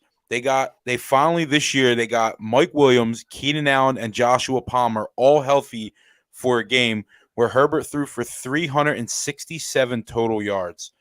Titans defense is allowing the second most passing yards per game at 284. I think pretty much this game speaks for itself. And Ryan's been saying it all year. Bottle up Derrick Henry, make Ryan Tannehill throw the ball, and you're going to beat the Tennessee Titans. Their pass defense is not good at all. They have no other offense besides Derrick Henry. I'm not sure if Treylon Burke is playing this week or not, but you still got another healthy Keenan Allen, Mike Williams, and Joshua Palmer. Chargers are winning this game again. Another game that the Chargers are going to win, and they're going to win this game 10 plus points once again. Ooh, wow. He is still in concussion protocol as of right now. I'm assuming that's something that as the game gets closer, they'll let us know. D, who do you got winning this game? I have the Chargers winning as well. I think they're just a better team overall, and I just feel like the Tennessee Titans. If you could somehow just stop the run game, just don't let Derrick Henry beat you. I don't think Tannehill has the capability to beat a team like the Chargers. So I'm gonna go to Chargers, 24-13. I don't have a score, but I'm taking the Chargers as well. I don't think that I don't think that Tennessee is going to commit to Derrick Henry. They haven't shown that they're going to. Again, last week was a great fucking test, a great chance for him to just dominate, and he did for the first quarter. He did for the first half, and then they gave him 3 carries in the second half. I'm not gonna hitch my wagon to somebody that like Mike Vrabel who thinks that it's just all right. Let me just keep giving the ball to Tannehill. He had a fumble last week in the first half. Maybe that slowed them down, but still, it's Derrick Henry. And you're the Tennessee Titans, and there's one way that you got the AFC 1 seed last year. There's one way that you've been an AFC playoff team for 2 or 3 years in the running. It's because of Derrick Henry. Like, don't fucking try to reinvent the wheel. Just give the ball to him. All right, so we're all on the side of the Chargers. I want to jump into the Minnesota Vikings are hosting the Indianapolis Colts. And this game seems like it's going to mean a little bit more to Indy than it is Minnesota. Because technically they're still alive in the playoff race. And a loss here for the Vikings does almost nothing as they're practically locked in for the division and a playoff spot. Matter of fact, they might want to lose this game so that San Fran could slide in front of them for the 2 seed, and they won't have to play the 7 seed Lions who just whooped their asses. Justin Jefferson is, and this is a point I wanted to just make sure I touched base on just because I'm sold. Justin Jefferson is the best wide receiver in the league. I'm on board. Kirk has been playing like only Kirk can, very up and down, makes you think he's the greatest, and makes you think he's the worst, all within the same drive. Vikings should win this one, but I will not be surprised if Indianapolis goes and steals this one. With that being said, I'm going to take the Vikings winning by single possession. Derek, what do you think?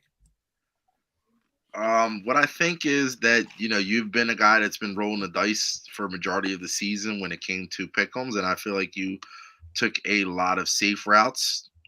Congratulations to you. You're starting to think with your head now. I mean, the one up top, not your balls. Because I am on you. I am on the same train as you. I think the Minnesota Vikings, they're the better team, right now. Offensively, maybe not defensively, but again, I mean, they have the better record. They're actually playing for something. I feel like their guys will be up more. Again, not down low, but I'll take the Minnesota Vikings to beat the Indianapolis Colts. I like it.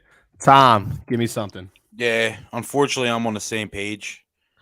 Come on, guys. I know. Minnesota Vikings, they know. Put it this way, they lose one more game, they have absolutely no shot at number 1 seed. I don't think they have a shot at number 1 seed regardless. But they're in complete must-win now mode to even have attempt at the number 1 seed. They know that.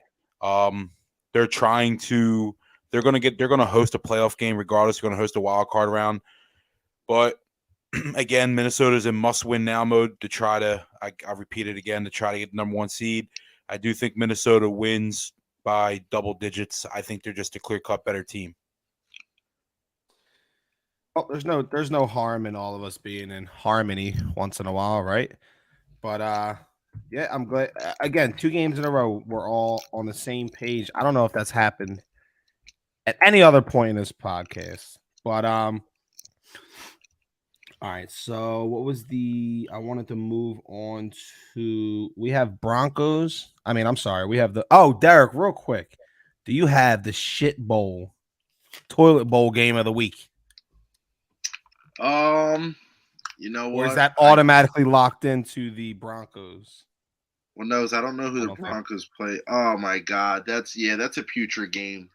It's so bad. I don't even know why they shouldn't even show this. Not even like even if you live in Arizona or Denver, they shouldn't show this game.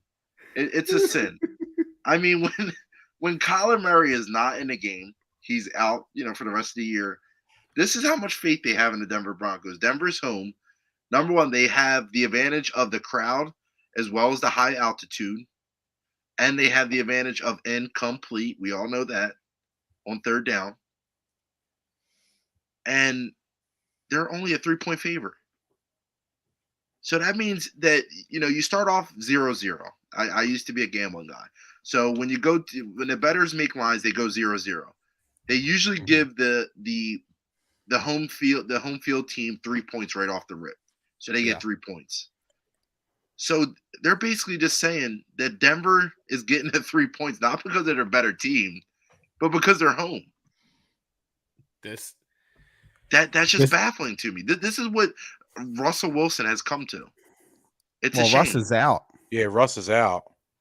Oh, so then this is It's even worse. Brett Ripien versus Colt McCoy. Murray's out. Who did Ripien play for? He played for. He was Boise State, wasn't he? Boise State, yeah. Oh, this is even a more terrible game. Degenerate gamblers, you. This is. You just can never forget that complete blue fucking field, bro. Yeah, it is a terrible field. It is a terrible field. Wow. Yeah, so I mean, Ryan, who do you have in this shitty game? Broncos Nation, I'm back, baby. Tom, the under. Just pick a team. The fucking Broncos. Give me the Arizona Cardinals. Going against the grain here, huh? I am going against the grain. I believe in Colt McCoy more than Ripken. I believe in the defense over. Yep, I believe in their defense. All right, let's jump to another shitbowl game of the week nominee. Desmond Ridder is starting his first NFL game as Mariota's out now with a knee injury. He's getting surgery. He's leading the 5-8 Falcons against the New Orleans Saints. The Saints are opening up at 3.5-point favorites. The over/under is set 43.5. Tom, give me a prediction on this game. I mean, I honestly, I think Desmond Ridder is going to have a decent game. I think the Falcons are going to win this game. Ooh, a little Falcon love from Tom, huh? I think I think the Falcons are just a better team. Okay. That's just my opinion, though. Who do you think's winning this game? Well, number one, I just want to put out there, I'm glad that Desmond Ridder's finally at the helm because, again, I don't think he was learning a bunch from Marcus Mariota besides a losing culture and just not being good at the quarterback position. So, You know what? Throw him in the fire, see what you got. Hey, maybe Desmond Ridder isn't the answer. If he is, kudos to you. Way to draft a player in the later rounds. But I am going to take the New Orleans Saints, and I hate to say it, but first, to play your first game against the Saints, a division rival, just give me the Saints. Listen, the Saints are getting Cam Jordan. It's looking like Lattimore is going to be there. Ramczak's going to play. They're getting some players. They got that defense at the end of the day. Their defense still is no laughing matter. And I'm not taking a rookie because I feel like in just true Philadelphia fashion, the Saints are going to just fuck us, win a couple more games this year, and get us, closer to 10 than being top 5 with that pick. I'm going Saints too. I'm on board with you, D. And just to preface what you talked about on the podcast before, just how loud that stadium is. I mean, for you to be a rookie quarterback having to go in with a silent count, it's going to be tough. It is, and that's a. Go ahead, Tom. 2 weeks to practice it, so I don't think 2 weeks is enough. Is 2 days enough? 2 days is enough, Derek. All right, let's. We got the Pittsburgh Steelers at 5-8 versus the Carolina Panthers, also at 5-8. D, you mentioned the Panthers earlier, and the one thing that I wanted to touch on at that point, but I didn't get it in, and I didn't want to forget it. I actually have it written down. The Panthers, not only do they have a chance to make the playoffs via winning the division, but they control their own destiny. The Bucs don't. Tampa is I guess the Bucs do too. They could just beat the Panthers. But if the Panthers can win out, including beating the Bucs again, they're going to win the NFC South. Now, I'm not going to go on and say they're going to do that, but I do think Carolina wins this game. I think it's going to be a close game. Tom, who do you think wins this one? Carolina. Okay. I'm just taking Sam Darnold over Kenny Smallhands Pickett. Well, so apparently Pickett might not play.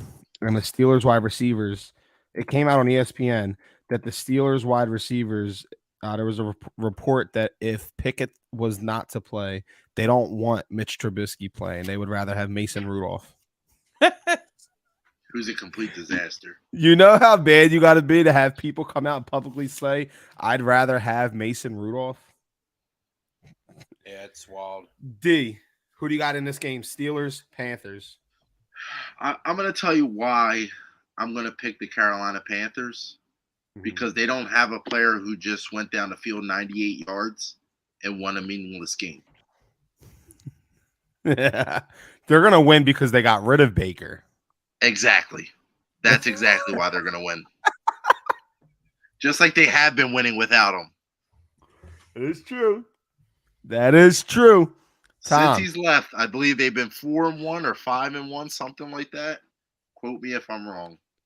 Definitely wrong. He just left like a week just ago. left last week. No, but when's the last time he stopped playing, though? Oh, yeah. That's different. I got you. Come on. He wasn't got active. pulled. What are you talking about? He wasn't got active, pulled. yeah. Okay, I They get had what you're P.J. saying. Walker in over him. P.J. Walker, Temple guy, baby. All right. The Baltimore Ravens. Well, hold on. Before you go to Baltimore Ravens, Dave in their last, so they beat the Seahawks, they beat the Broncos, lost to the Ravens, so that's bam. Nah, you're almost on track there, Derek. I mean, the Panthers still stink whether they have Baker, Sam Darnold, or PJ Walker, but go ahead. Yeah, go ahead, D. What you just texted. All right, so I'm just going to jump into my third game, which is the Commanders and the Giants. There it is. Huge game with playoff implications on the line. I'm not going to be long on this because I stated, maybe 3 or 4 weeks back when we had a viewer kind of chiming in, Pook, talking about his beloved Giants, and I was saying I didn't believe in them. I thought the Saquon was kind of going to slow down once the season did progress, and it does seem that way. And I think that this week there won't be a tie. There will be a winner, and I believe the winner is the Washington Commanders. Derek's favorite team. Da, da, da. Listen, like Derek said 15 minutes ago, it's hard to beat a team twice. And they're playing the Giants back-to-back games with a bye in between. So they're playing them 2 weeks later. I mean, they are home this time. They are in Washington, even though that doesn't mean anything because FedEx Field is just a complete fucking dump.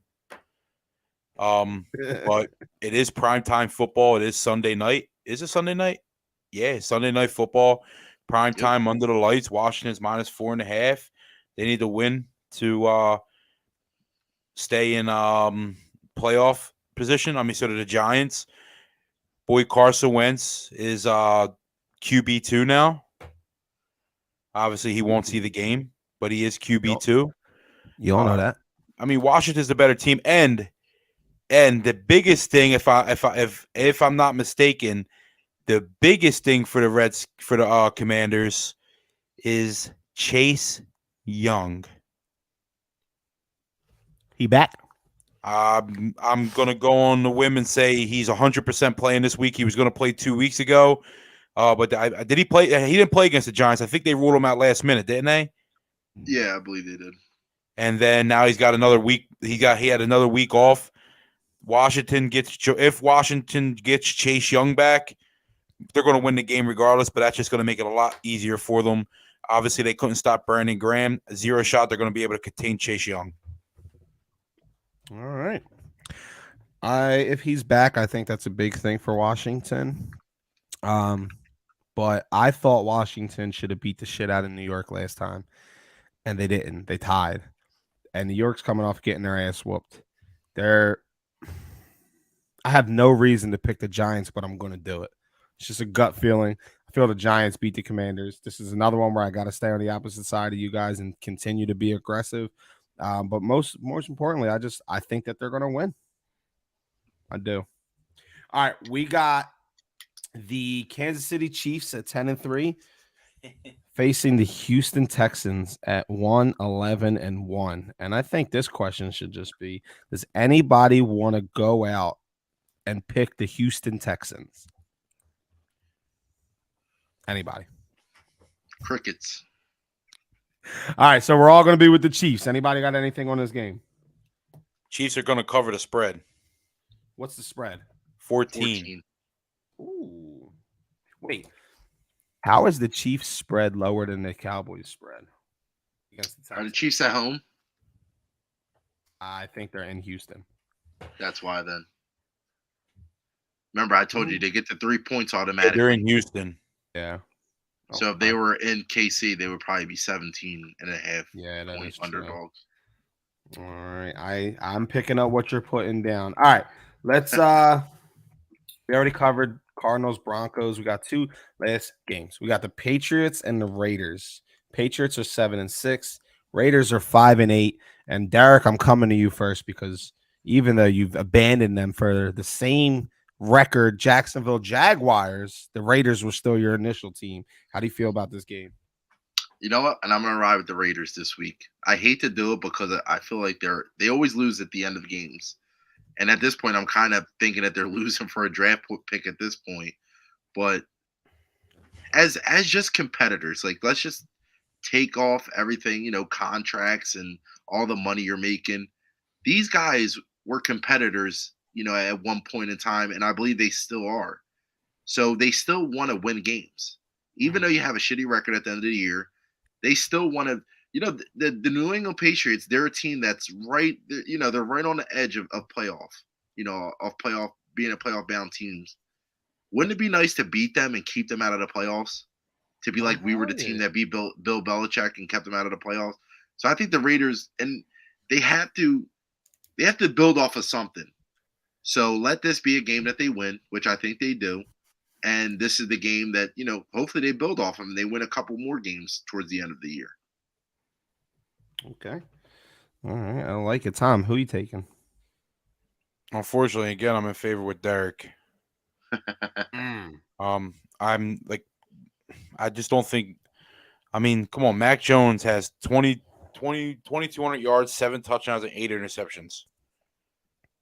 He does. I'm not taking that over Derek Carr, even though Derek Carr is 20-10, so he's averaging a touchdown. He's averaging an interception per touchdown.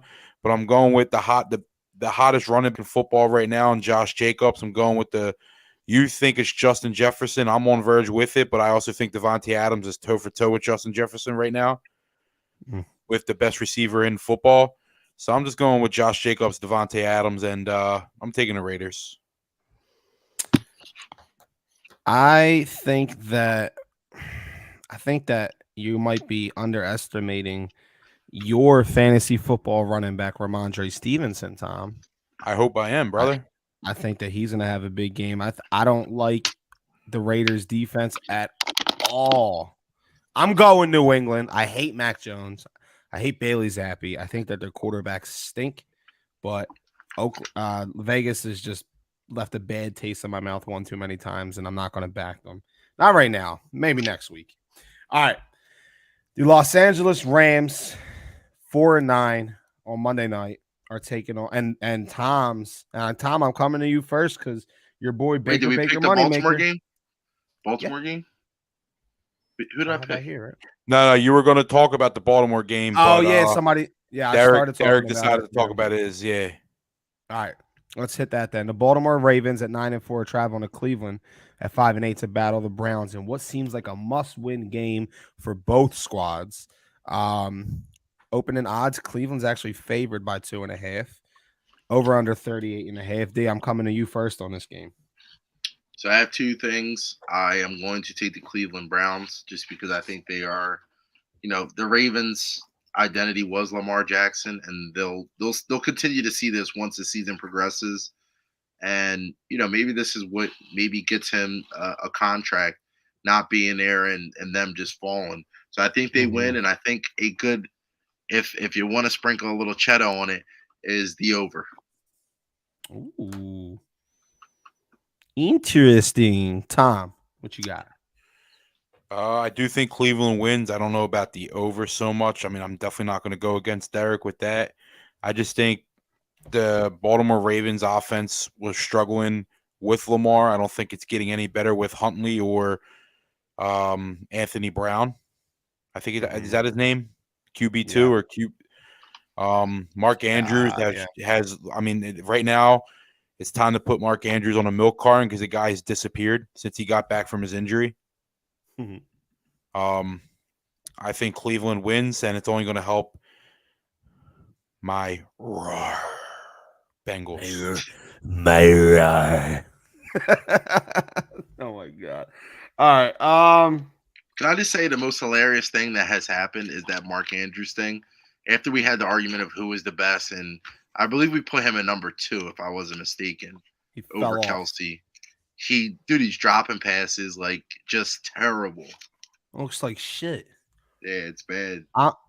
I initially had the Browns coming into this one, and I made this pick on Monday. It was my first initial reaction, and I haven't touched it or thought about it since then.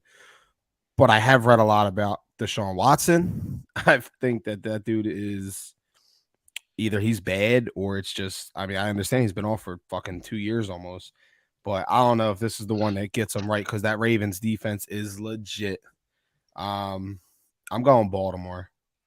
I think Baltimore sinks Cleveland, makes me get that much closer to losing a bet with Sean Maynard.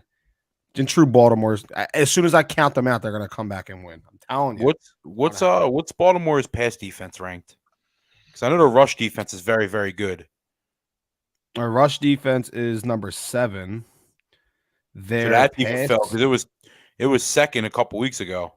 Their pass defense is ranked 14. According to PFF, but their pass rush is down there. Their pass rush ain't really that good. Just give the ball to do his thing. Where they excel pretty much in the run defense. Their pass rush is okay, and then their coverage is decent. They don't tackle well, but they got a good special teams. What did I always say, Tom? Special teams wins championships. Baltimore's coming out with the dub. I don't care what you got to say, Tom. Why am I coming to Tom? Tom was on the same boat as Derek. Honestly, I just need some dubs. I'm going Baltimore. All right. We got the 4-9 Rams Monday Night Football against the 5-8 Packers. Baker versus Aaron Rodgers. Tom, I'm coming to you, bro. Talk about a shit bowl. Please pick the Rams. Talk about a fucking shit bowl. Nah, Packers are winning this game coming off the bye. Aaron Rodgers is going to have a good game, I think. I think Aaron Jones is going to get going. And I don't know. Listen, I'm going to tell you right now, because Baker, the over-under right now is 39.5. Take the over. Ooh, the over. 24 degrees, beautiful night in Green Bay, Wisconsin. Take the over. Take it to the bank and cash it in, D. Green Bay wins, though. Listen, we all know that from the beginning of the show, I don't believe in Baker Mayfield. I'm going to continue not to believe in Baker Mayfield. And I'm going to just stick with Aaron Rodgers. Hopefully he did some shrooms over the weekend, over his bye, and he's right now. So give me the DMT shroom eating machine, Aaron Rodgers and the Green Bay Packers. All right. I'm on board with you guys. I am absolutely on board with you guys. I think Packers are going to grab this dub. All right, real quick, before we jump into everyone's favorite segment, I wanted to go and touch base on our World Cup results because I was 2 for 2. How'd y'all do? I was 1 for 2. You took Morocco, didn't you? Yeah. Yo, bum. Tom, you were 2 for 2, weren't you? Yes, he was. Yeah. All right, so pretty much if we were just grading each game on a 1-point system, right now it's 2-2-1. Who I know we don't have the same 4, Tom. You got France winning. I got Argentina. Correct? Yes. Ooh, so Derek, you might be eliminated. This is me versus Tom again. And lately, when I go head to head with Tom, I whoop his ass. I love it. All right, let's get it, Mr. Tom Flynn. It's time. Everybody's been waiting. Our viewers have been sitting here from the beginning. Tom, do you understand what today's date is, bro? It's December 15th. It's 10 days before Christmas. There's some broke-ass fathers out here like myself that are looking to line their pockets. We want to feed our children, Tom. These kids need Christmas. Please, give us the Tom Flynn lock of the week. So this team is at home this week. This Okay. team, There's a lot of teams at home. this team rocks that god ugly fucking purple. This team came into Philadelphia in 2017 thinking they were going to go back home and host the Super Bowl. But in the meantime, the Philadelphia Eagles went on their fucking plane and went to Minnesota. The boys are back. Skull, baby. Skull. Skull. Skull. Can we get in sync, Tom? Can we get in sync? Skull. The Minnesota Vikings are winning at 1 o'clock against the Indianapolis Colts. Jeff Saturday is not winning on Saturday. Give me the Vikings -4 over the Indianapolis Colts. Wow. You have heard it here first, folks. The Tom Flynn lock of the week is the Minnesota Vikings covering the 4-point spread over the Indianapolis Colts. Ooh. What's Tom's record right now? 2-4. No, 3-4. 3-4. He won last week. The Tom Flynn lock of the week is guaranteed like 36% of the time. Listen, this is a sign. This is a sign. He's 3 for 4. He could be 4 for 4, and the Vikings are -4. Ooh, 4 for 4. And with that, I'm getting Wendy's tomorrow. The Tom Flynn lock of the week. I like it. I actually do. I like all your locks of the week, some of them. But I do think that's a potential cash out guy, Tom. But I also do think that the Colts are sneaky good, at least defensively. And the Vikings can't stop the rushing attack. So they might pose some problems there. But hey, listen. J Jet's getting in the end zone this week, baby. JT? My guy JT? No, J Jets. Oh, you said J Jets. Ooh, he better. You keep putting up 11 catches, 200-something yards, you don't get in the end zone. It kind of puts a damper on that performance. Speaking of JT got a big game tonight or tomorrow night in the Madden League because if I lose, I'm out the playoffs. I don't make the playoffs. And I'm playing one of the best teams in the league, so JT needs to show the fuck up. All right, so we got through the whole NFL slate. We've gone over player of the week, breakout players. We did our combined dad rankings that sees the Cowboys out of the top 10 and the Los Angeles Chargers at number 2. We got the Cincinnati Bengals losing this week, according to Derek. I can still see the vein on Tom's forehead and his Derek, you want to make this a little snippy, buddy? What is it? You take the Bucks, I take the Bengals. The loser has to chug a beer and take a shot on at 7:30 on Sunday. All right, but you got to give me the points, 3.5. Oh no! See what I'm talking about here, Ryan? Whoa. You needed like 10 minutes before the show started to take Joey Burr out of your mouth. Don't be scared about 3.5 points. He took the Buccaneers to win outright. He shouldn't need the points. Now he's scared. He's backtracking. He's losing faith in Tom Brady, and he's on. Now you know he's only trolling. He knows the Buccaneers aren't winning. Grow some balls and take the bet straight up like a man. Tom, why would I put my spectacular record on the line? I wouldn't pick a losing team to troll. But if it serves me correctly, you're the one that said that the Cincinnati Bengals were gonna win by double digits, if I'm not mistaken. You did 14. Sure. They are going to win. But you think the Bucks are going to win. You don't need the points. It's the same exact thing. I could give you the points, but I think the Bengals cover. But you think the Bucks win outright, so you shouldn't need the points. Yeah, but I want them. It sounds like you're scared right now. Listen, if I wanted to give the points, I would go to Parks Casino and lay the money down. I'm trying to bet straight up, be a man, take the bet. You believe in your Bengals. I'm going to call you BB Tom. Believe in the Bengals. Believe in the Bengals, Tom. So just give me the 3.5 points. Take it straight up. 3.5. We Tom, got- you said they're gonna win by If double you're digits. scared, buy a Pitbull, cuz. Listen, this. I agree. Sean Timlin, give him 3, take the 0.5 away. I like that. And Tom. how about this? And if Don't they be push, a and if they push, we both chug a beer and take a shot. If they push, I lose. Fuck it. Okay, there you go. Bam. Let's do it. All right. So Mazal. I also want to take I want to take this chance if we're gonna because I've been getting drunk on the last couple podcasts because of you two. So I want to take the chance to put out whoever has the worst record this week has to do 2 shots. Okay. All right, bet. I like it. We got some wagering going on in this week, and we've hit the 2-hour mark. Boys, do you have anything else you want to get on, you want to touch on, or anything to chat about before we wrap this up? No, it Who looks like dey? the San Francisco 49ers are driving.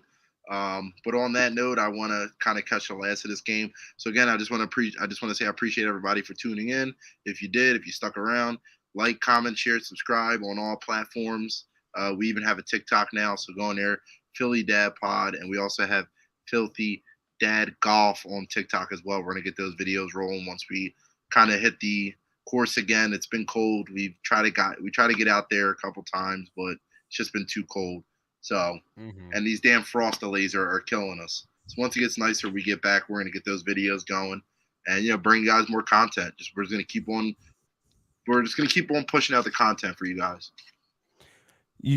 Sean, my boy Sean gets on with us at the beginning, and he's rocked with us this entire 2 hours, and he just dropped and said, "Rendon to the Yankees." Fuck the Damn. Yanks. Yes. Fuck the Yanks. The Phillies lineup. I was looking at it earlier, bro. Their lineup, once Bryce is back and healthy, their lineup's going to be ridiculous. Yeah. Tom, do you have it? Oh, Tom, matter of fact, when's the World Cup? When's Argentina, France? Bro, Sunday, 9 a.m., right after the World Cup, we go right in the NFL football, baby. Can't get a better Sunday than this. All right, we got me and you. Argentina versus France. Since you like getting frisky and making bets, what's our bet? I'm rocking with him. I'm rocking with Mbappe all the way, baby. The best player in the world right now. So what's our bet? I don't know. You tell me. Loser jumps in my pool. Your pool's still up. I catch a fucking disease in that pool. I ain't jumping in that fucking thing. You guys remember the birthday party I had for Ryan? What? Fucking have ringworm. I'll have ringworm or something. I got that pool. I filled it up literally the day before the party. It was ice cold. It was so cold. I remember Derek was there. Tom, you were there. All the kids were having a blast. That's when Andrew did that back flop. Yeah. And his back was red as hell. That was the coldest. CMC. Why, he scored?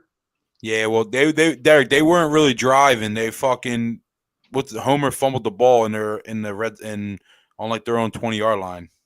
Yeah, Wait, CMC scored, man? Fuck. Yeah, 1 yard. That's why he ain't gonna do shit next week. Yeah, I got him. I don't need him to score. I need fucking Ayuk and Kittle to keep scoring. But jump off. I just ride. Who they? What's the bet, Tom? Who they gonna beat them Bengals? No, it's who that. Don't fucking be one of those people that tries to. No, I hate that. That's like the Ravens. Did you hear the Ravens fight song? RAVENS Ravens. I'm like, damn, bro. What's it taste like down there?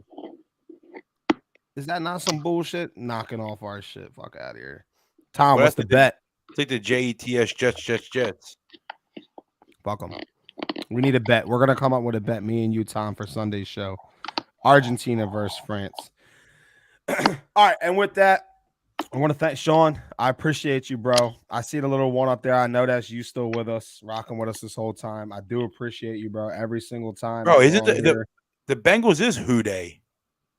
I understand, but they became who they after the Saints were already who dat, so they were on the DAC because they are cack suckers like you. Bengals is 10 times better than the Saints. What do you need, a fucking history lesson on your little Bengals? Tom? out of here. How you don't even know your own team, Tom? I know everything about the Detroit Lions. Quiz me. I know it. Fuck out of here. Who was the quarterback before Jared Goff? Matthew Stafford. Unless Who was you're the going to hit me quarterback on a before Matt? technicality. Yeah, who was the quarterback before Matt Stafford? Was it? It was It was a Hasselbeck, was it? It was. Hold on. I was staying on that. Did you guys see that Calvin Johnson made it to the Hall of Fame? Did he? Yeah. Did you This see year, that? I think. Did you I see think that he's an Justin inductee. Jefferson? Did you see that Justin Jefferson was Justin Jefferson is like 400 something yards away from Calvin. Tom, the fucking Dan or it was no, it wasn't. Dante Culpepper and John Kitna. Culpepper started 5 games that year, and it wasn't even him. Started 7. It was. I literally looked it up right now. I'm looking at it. Yeah, but I'm not looking at it, and I can tell you they had 3 quarterbacks. They had Orlovsky because that's when he jumped out the back. Then they had John Kitna and Culpepper, but they also had the other dude. He played for the fucking Cardinals too. I don't know. He never started a game in 2008. Drew Stanton. Did he play? Not in 2008. He played in 2009. So it was bum ass Orlovsky. No, when you said, I knew it wasn't. When you said Stafford, I was thinking Culpepper, and I was thinking I actually thought Dilfer popped up real quick. But all right, Sean, I appreciate it again. Always a great. And you got fucking John Kitna's son going to fucking jail for what? Yeah, the child pornography. I never heard anything of that. You want to know what a crazy stat is that I just found out? What was that? It was a stat that popped up that John Stockton was the leader in assists. He had over like almost 16,000 assists. Mm-hmm. That you would have to average like, I think it was 12 assists a game for 20 seasons straight to catch him. I don't think anybody might ever catch him. That's as an assist leader. Yo, serious question before we end, real quick. Derek, this is for you. The Defensive Player of the Year trophy has been named the Hakeem Olajuwon. Why Hakeem over Gary Payton? That's a good question. It has to has something to do with rebounds or blocks. I would assume. But it would have been better for me if it was the Ben Wallace Defensive Player of the Year trophy. He might be, but he might be like the only. Because, I mean, at least Hakeem could score. Mm-hmm. Ben Wallace wasn't like the most flash. Like, he couldn't score like that. He could just do putbacks and stuff, but I don't know. I think he's in the Hall of Fame, if I'm not mistaken, or he's going to be in the Hall of Fame. So, Tom, to kind of answer your question, all defensive first teams, Gary Payton had 9, Hakeem had 5. All defensive total selections, they both had 9. Hakeem won 2 Defensive Player of the Years to where Payton won 1. Hakeem led the rebound. He was a rebounds leader twice. Payton never. A steals leader. Payton was a steals leader once. Hakeem never. And Hakeem led the league in blocks 3 times. Payton obviously never. So accolades wise, I mean, he's got them as far as first team choices, but Defensive Player of the Year, Hakeem got more. He got 2, and Payton only got 1. And Ben Wallace has 4. That is, see, but Ben Wallace was they're not going to name anything after Ben Wallace because he was wild. Ben Wallace was a dog. I love watching like DK. I like watching DK. He got a penalty a little bit ago because he was walking off the field and he fucking shouldered Dre Greenlaw, and then I like watching when him and Ramsey, like I like players that got a little attitude with them, and that was Ben Wallace, and he was nasty on defense, but yeah. Dikembe Mutombo. Yo, but just sticking on that assisting real quick. So the closest current player to John Stockton is Chris Paul. He has 11,100 assists. John Stockton has 15,806 assists. Do you think Chris Paul stays in the league another 4 or 5 years? Nah, I don't think so. Is that what you think he would need? Is that what he would need to stay for like 4 years? How long has he been in the league now, Chris Paul? What was Chris that? Paul. Did he come out with LeBron in 04? No, he came out in I think he came out a year earlier, if I'm not a year mistaken. before. So he'll be in the league for 20 years. No, he came in the league in 02. So he'll be in the league. Two He's been in years the league before. 20 years, 21 years. He has 11. Yeah, he's averaging 1,000 assists a year. Right. Here's a question: Is Wait, Chris no, Paul he's not. What? What do you need to know? How many seasons, Tom? How many assists a year is he averaging? If he's been in the league for 21 years and he has 11,000, that'd be 500 a year, pretty much. Yeah. Yeah, so he would need another 8 years to catch if he's averaging 500 a year. If he needs 4,000 more, that's what I'm saying. I'm just going on average. Yeah. Okay. No, you're right. You're right. Okay, I got you. I get what you're saying. Here's a question: Is Chris Paul a top 5 point guard of all time? See, there's such a gray area because like people hold accolades against you, and he's never won a ring. And I mean, he's been on like pretty decent teams to be able to win one. But he's like that player that just can't get it done in the playoffs. He's never been that player that can get it done in the playoffs. But do I think talent-wise, yes, I do think he's a overall. top 5 You think? Yeah. All right. So give me. Is he above? He's above Jason Kidd. You would say? Just give me yes or no's on these. Jason Yes. Kidd. Yes. Bob Cousy. Yeah. Yes.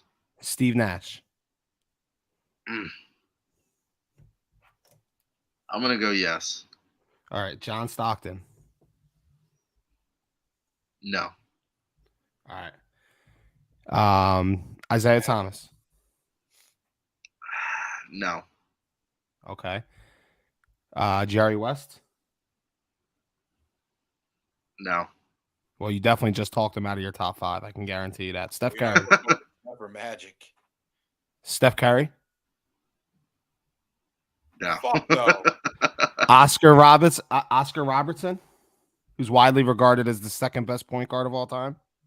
No. And Magic Johnson. See, that's a gray area because Magic didn't play. Dude, he retired early. Magic retired early. He's the best point guard ever, though. Steph Curry's the best point guard ever. I don't think that. Magic Johnson has 5 NBA titles, 3 Finals MVPs. Tom. Yeah, but look who he had on his team, and I hate 3 MVP. Guy, yeah, and he was the best of all of them. 3 MVPs, 9 All NBA First Team, 12 All Stars. He's 6th in assists with leaving early, 22nd in steals with leaving early, 83rd in scoring, and top 150 in rebounds. He was just. I think a lot of people would agree Magic Johnson's probably. Well, I won't argue whether he's number 1, right? But he's definitely better in my book. I got him better than Chris Paul. And D, if you agree, then you just bumped Chris Paul out of your top 5 and down to number 8, which I think he should fall in that range anywhere between 5 to 8. But it's a good conversation. Yeah, we'll have that a lot. Who's the greatest basketball player of all time? That's a conversation. Again, it is because people will say MJ, people will say Bill Russell, people will say Wilt. We'll get to that. We'll get to it. We'll get to the NBA. We will get to the NBA. This is why I fucking hate Derek. This is why. Listen, we know who. Right, we know he named 3 players, and we know who he left out on purpose. Who did he leave out on purpose? We know he left. We know who he left out on purpose. Who'd you leave out on purpose, Derek? Kobe. I forgot Kobe. Yeah, okay. You did leave Kobe. Tom, let's kick this over to you. Speaking of stats, Ovechkin is 95 goals away from Gretzky. Which is another, well, I mean, I think Ovechkin he's never going to pass him in points. And my thing is it's a different era. If Ovechkin was playing when Gretzky was playing, he would already surpass Wayne Gretzky. The goalies in today's NHL are light years better. I mean, look at a game from the 70s and look at a game now. The goalie takes up the entire fucking net. Back then, they wore like shin pads and a fucking Jason mask. So who's a better hockey player? It's Ovechkin. Hockey's weird because rules are different now. And Listen to me. You're not even listening. go ahead, Listen. Who's a better hockey player? Is it Ovechkin or Sidney Crosby? Take your hate Ovechkin. away. Why? He's just all around. I mean, he's bigger, he's faster, and he scores more. He does score more, but what about the assist? I'm pretty sure they're like split right down the middle. Or no, it's changed. But going into the season, they were tied at points, like Ovechkin stays. 1,400 Your best ability is what? availability. Ovechkin plays. He hits. He can play defense. Crosby goes out there on offense, and that's it. He plays no defense. He's scared to hit. He doesn't do anything. Ovechkin does it all. Ovechkin does it Ovechkin's all as a center and scores. Ovechkin has almost 200 more played games than Crosby, That comes and through your Crosby. availability. Okay, and that's fine. And I hate Crosby, but when you're going to talk about ability in 200 less games, not only is Crosby killing him in a plus minus, but he has 3 more points in 200 less game. And let's not cheat it out. It's like 170 something games. He has 3 more points than Ovechkin does. Correct. So but even when you're he's missing comparing- games, you're in hockey. You got to compare teams and lines. Look at the teams that Crosby had when Pittsburgh won them 3, and when Pittsburgh won we them could 3 we could Stanley say that with Cups. every sport. Then You can't. Well, in hockey, you can't though. Washington didn't have a team until recently. I mean, So you're never gonna. I get what you're saying with points, but Ovechkin's never gonna get the assist without the team. He's been doing it He's been doing it himself his entire career, damn near until recently when they won a Stanley Cup. Sidney Crosby has had. I mean, Evenki Malkin's one of the best players. I mean, he's had Chris Letang. He's had all these dudes around him his entire career. I'm not taking nothing away from Crosby, but Ovechkin. I think Ovechkin's better. If I'm building my team, you would want Ovechkin over Crosby. who has more Stanley Cups? Crosby, What's the score? 3-1. I believe. I don't Crosby know, won bro. 3. I don't know. He's obviously a better scorer, Ovechkin. I'm not taking that away from him. But when it comes to all around, I mean, I don't know. Part of the game is passing the puck and getting some teammates open and putting them in good spots. And Yep. Crosby's he's a fucking crybaby, but he's a beast. I can't take nothing away from him, even though I can't fucking stand him. These are the conversations we're gonna have to get into when football slows down. Who's the best hockey player, and who can challenge? If there's anybody that could challenge that top spot. Same with baseball, basketball. I still do want to do that basketball draft. I think that'd be a good idea. Nobody's passing Gretzky in total points ever. Yeah, I think Gretzky with the total points is yeah. I think that that's one that you could probably go ahead and say will never get touched. Unless they go and do something with the season where they extend it and you get more games and maybe that helps. But yeah, that I remember seeing like somebody would have even the best that are out right now aren't even close to being on track to doing what he did. Is he the most dominant sports player ever, Tom? Who? Wayne Gretzky. I mean, you're talking about like even people that don't. Up there. I mean, Jordan's up there. I'm saying like as far as all right. So the separation between him and second best, is it the widest in NHL versus like LeBron Jordan versus Tom Brady and whoever you would think is number 2? Like, is the gap there? Is that gap closable? Can anybody catch Gretzky as the best hockey player? No. Probably not. No. What's more likely to listen? The only person I think that has a chance to do it right now is probably Connor McDavid, and he probably won't do it. So, what's more likely to happen? Is it more likely that somebody overtakes Gretzky as the greatest hockey player ever, or somebody overtakes Brady as the greatest quarterback ever? Brady got 7 Super Bowls. We're arguably watching somebody that can overtake Brady right now. How Mahomes is going to go ahead and win 6 more Super Bowls in the next fucking 10 years? Because I don't see He it. could win them in the next 20 years, though. He could do the same thing what Brady did with that team. I mean, if they keep building around, I'm not saying he's going to, but I mean, we're watching that right now. We're watching Mahomes tear it up. But listen, nobody's ever passed Gretzky's total points. Nobody's ever going to go 4 for 4 in a Super Bowl like Joe Montana, and nobody's probably ever going to go 6 for 6 in the NBA Finals like Michael Jordan. There are probably 3 stats you probably will never see beaten.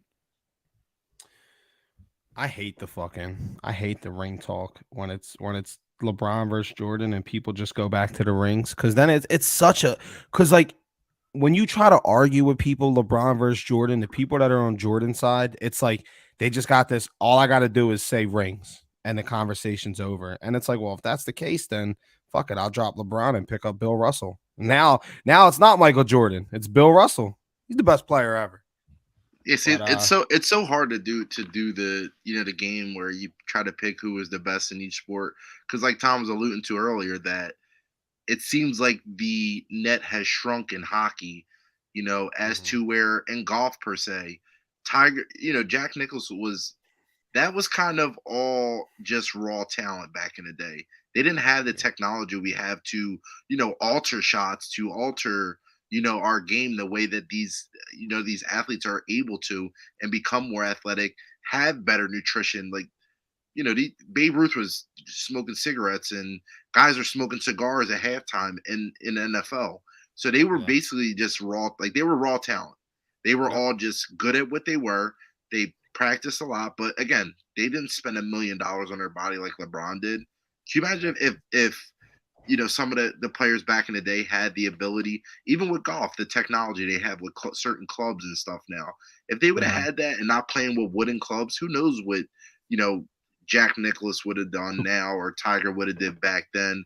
It's kind of that, come on, LeBron James at 6'7", 6'8", just running down the court like he does.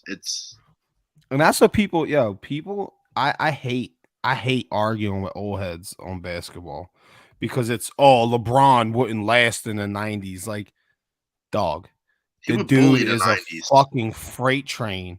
And he's soft every time he gets hit. Yeah, because the refs allow that. And at the end of the day, people want to win. LeBron wants to get to the line, help the team win, right? If he's back in the 90s and he's not getting those calls, you think nobody sold calls like this in the 90s like they do now. So now every single person in the 90s, the 12th man on the fucking Phoenix Suns bench in 92, is a tougher person than LeBron James. That's just sticking on the Suns. Can you imagine the Los Angeles Lakers right now playing the Phoenix Suns when they had Charles Barkley as their 4 or 5, whatever he was? He would be the person that would be sticking LeBron. LeBron would eat against him. He would disrespect him. Yeah, I couldn't see fucking Barkley sticking in front of LeBron. Not and LeBron, not only is LeBron fat, he's strong as shit too. And that's what I'm saying.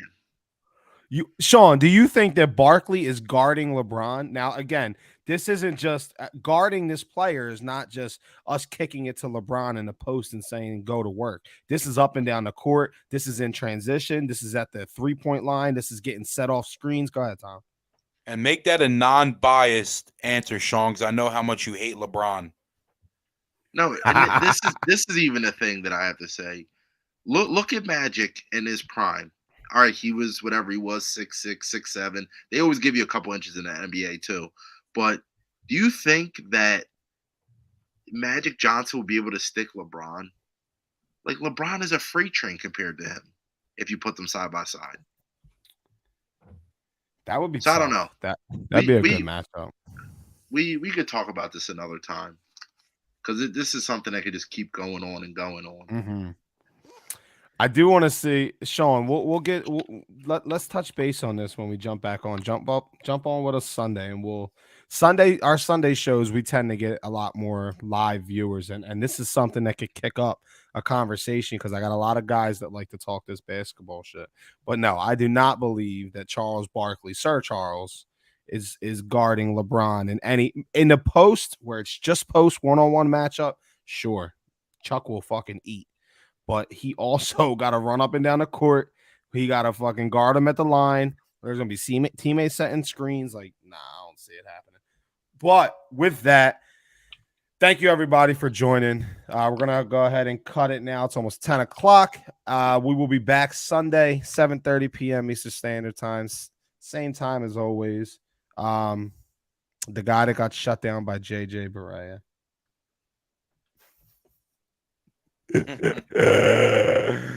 Oh, shit. I don't got no answer for that. He did get boxed up by the Mavericks in that series, but he also is about to be the number one in league history in scoring. He's gonna fucking break every personal record you could possibly break as a player.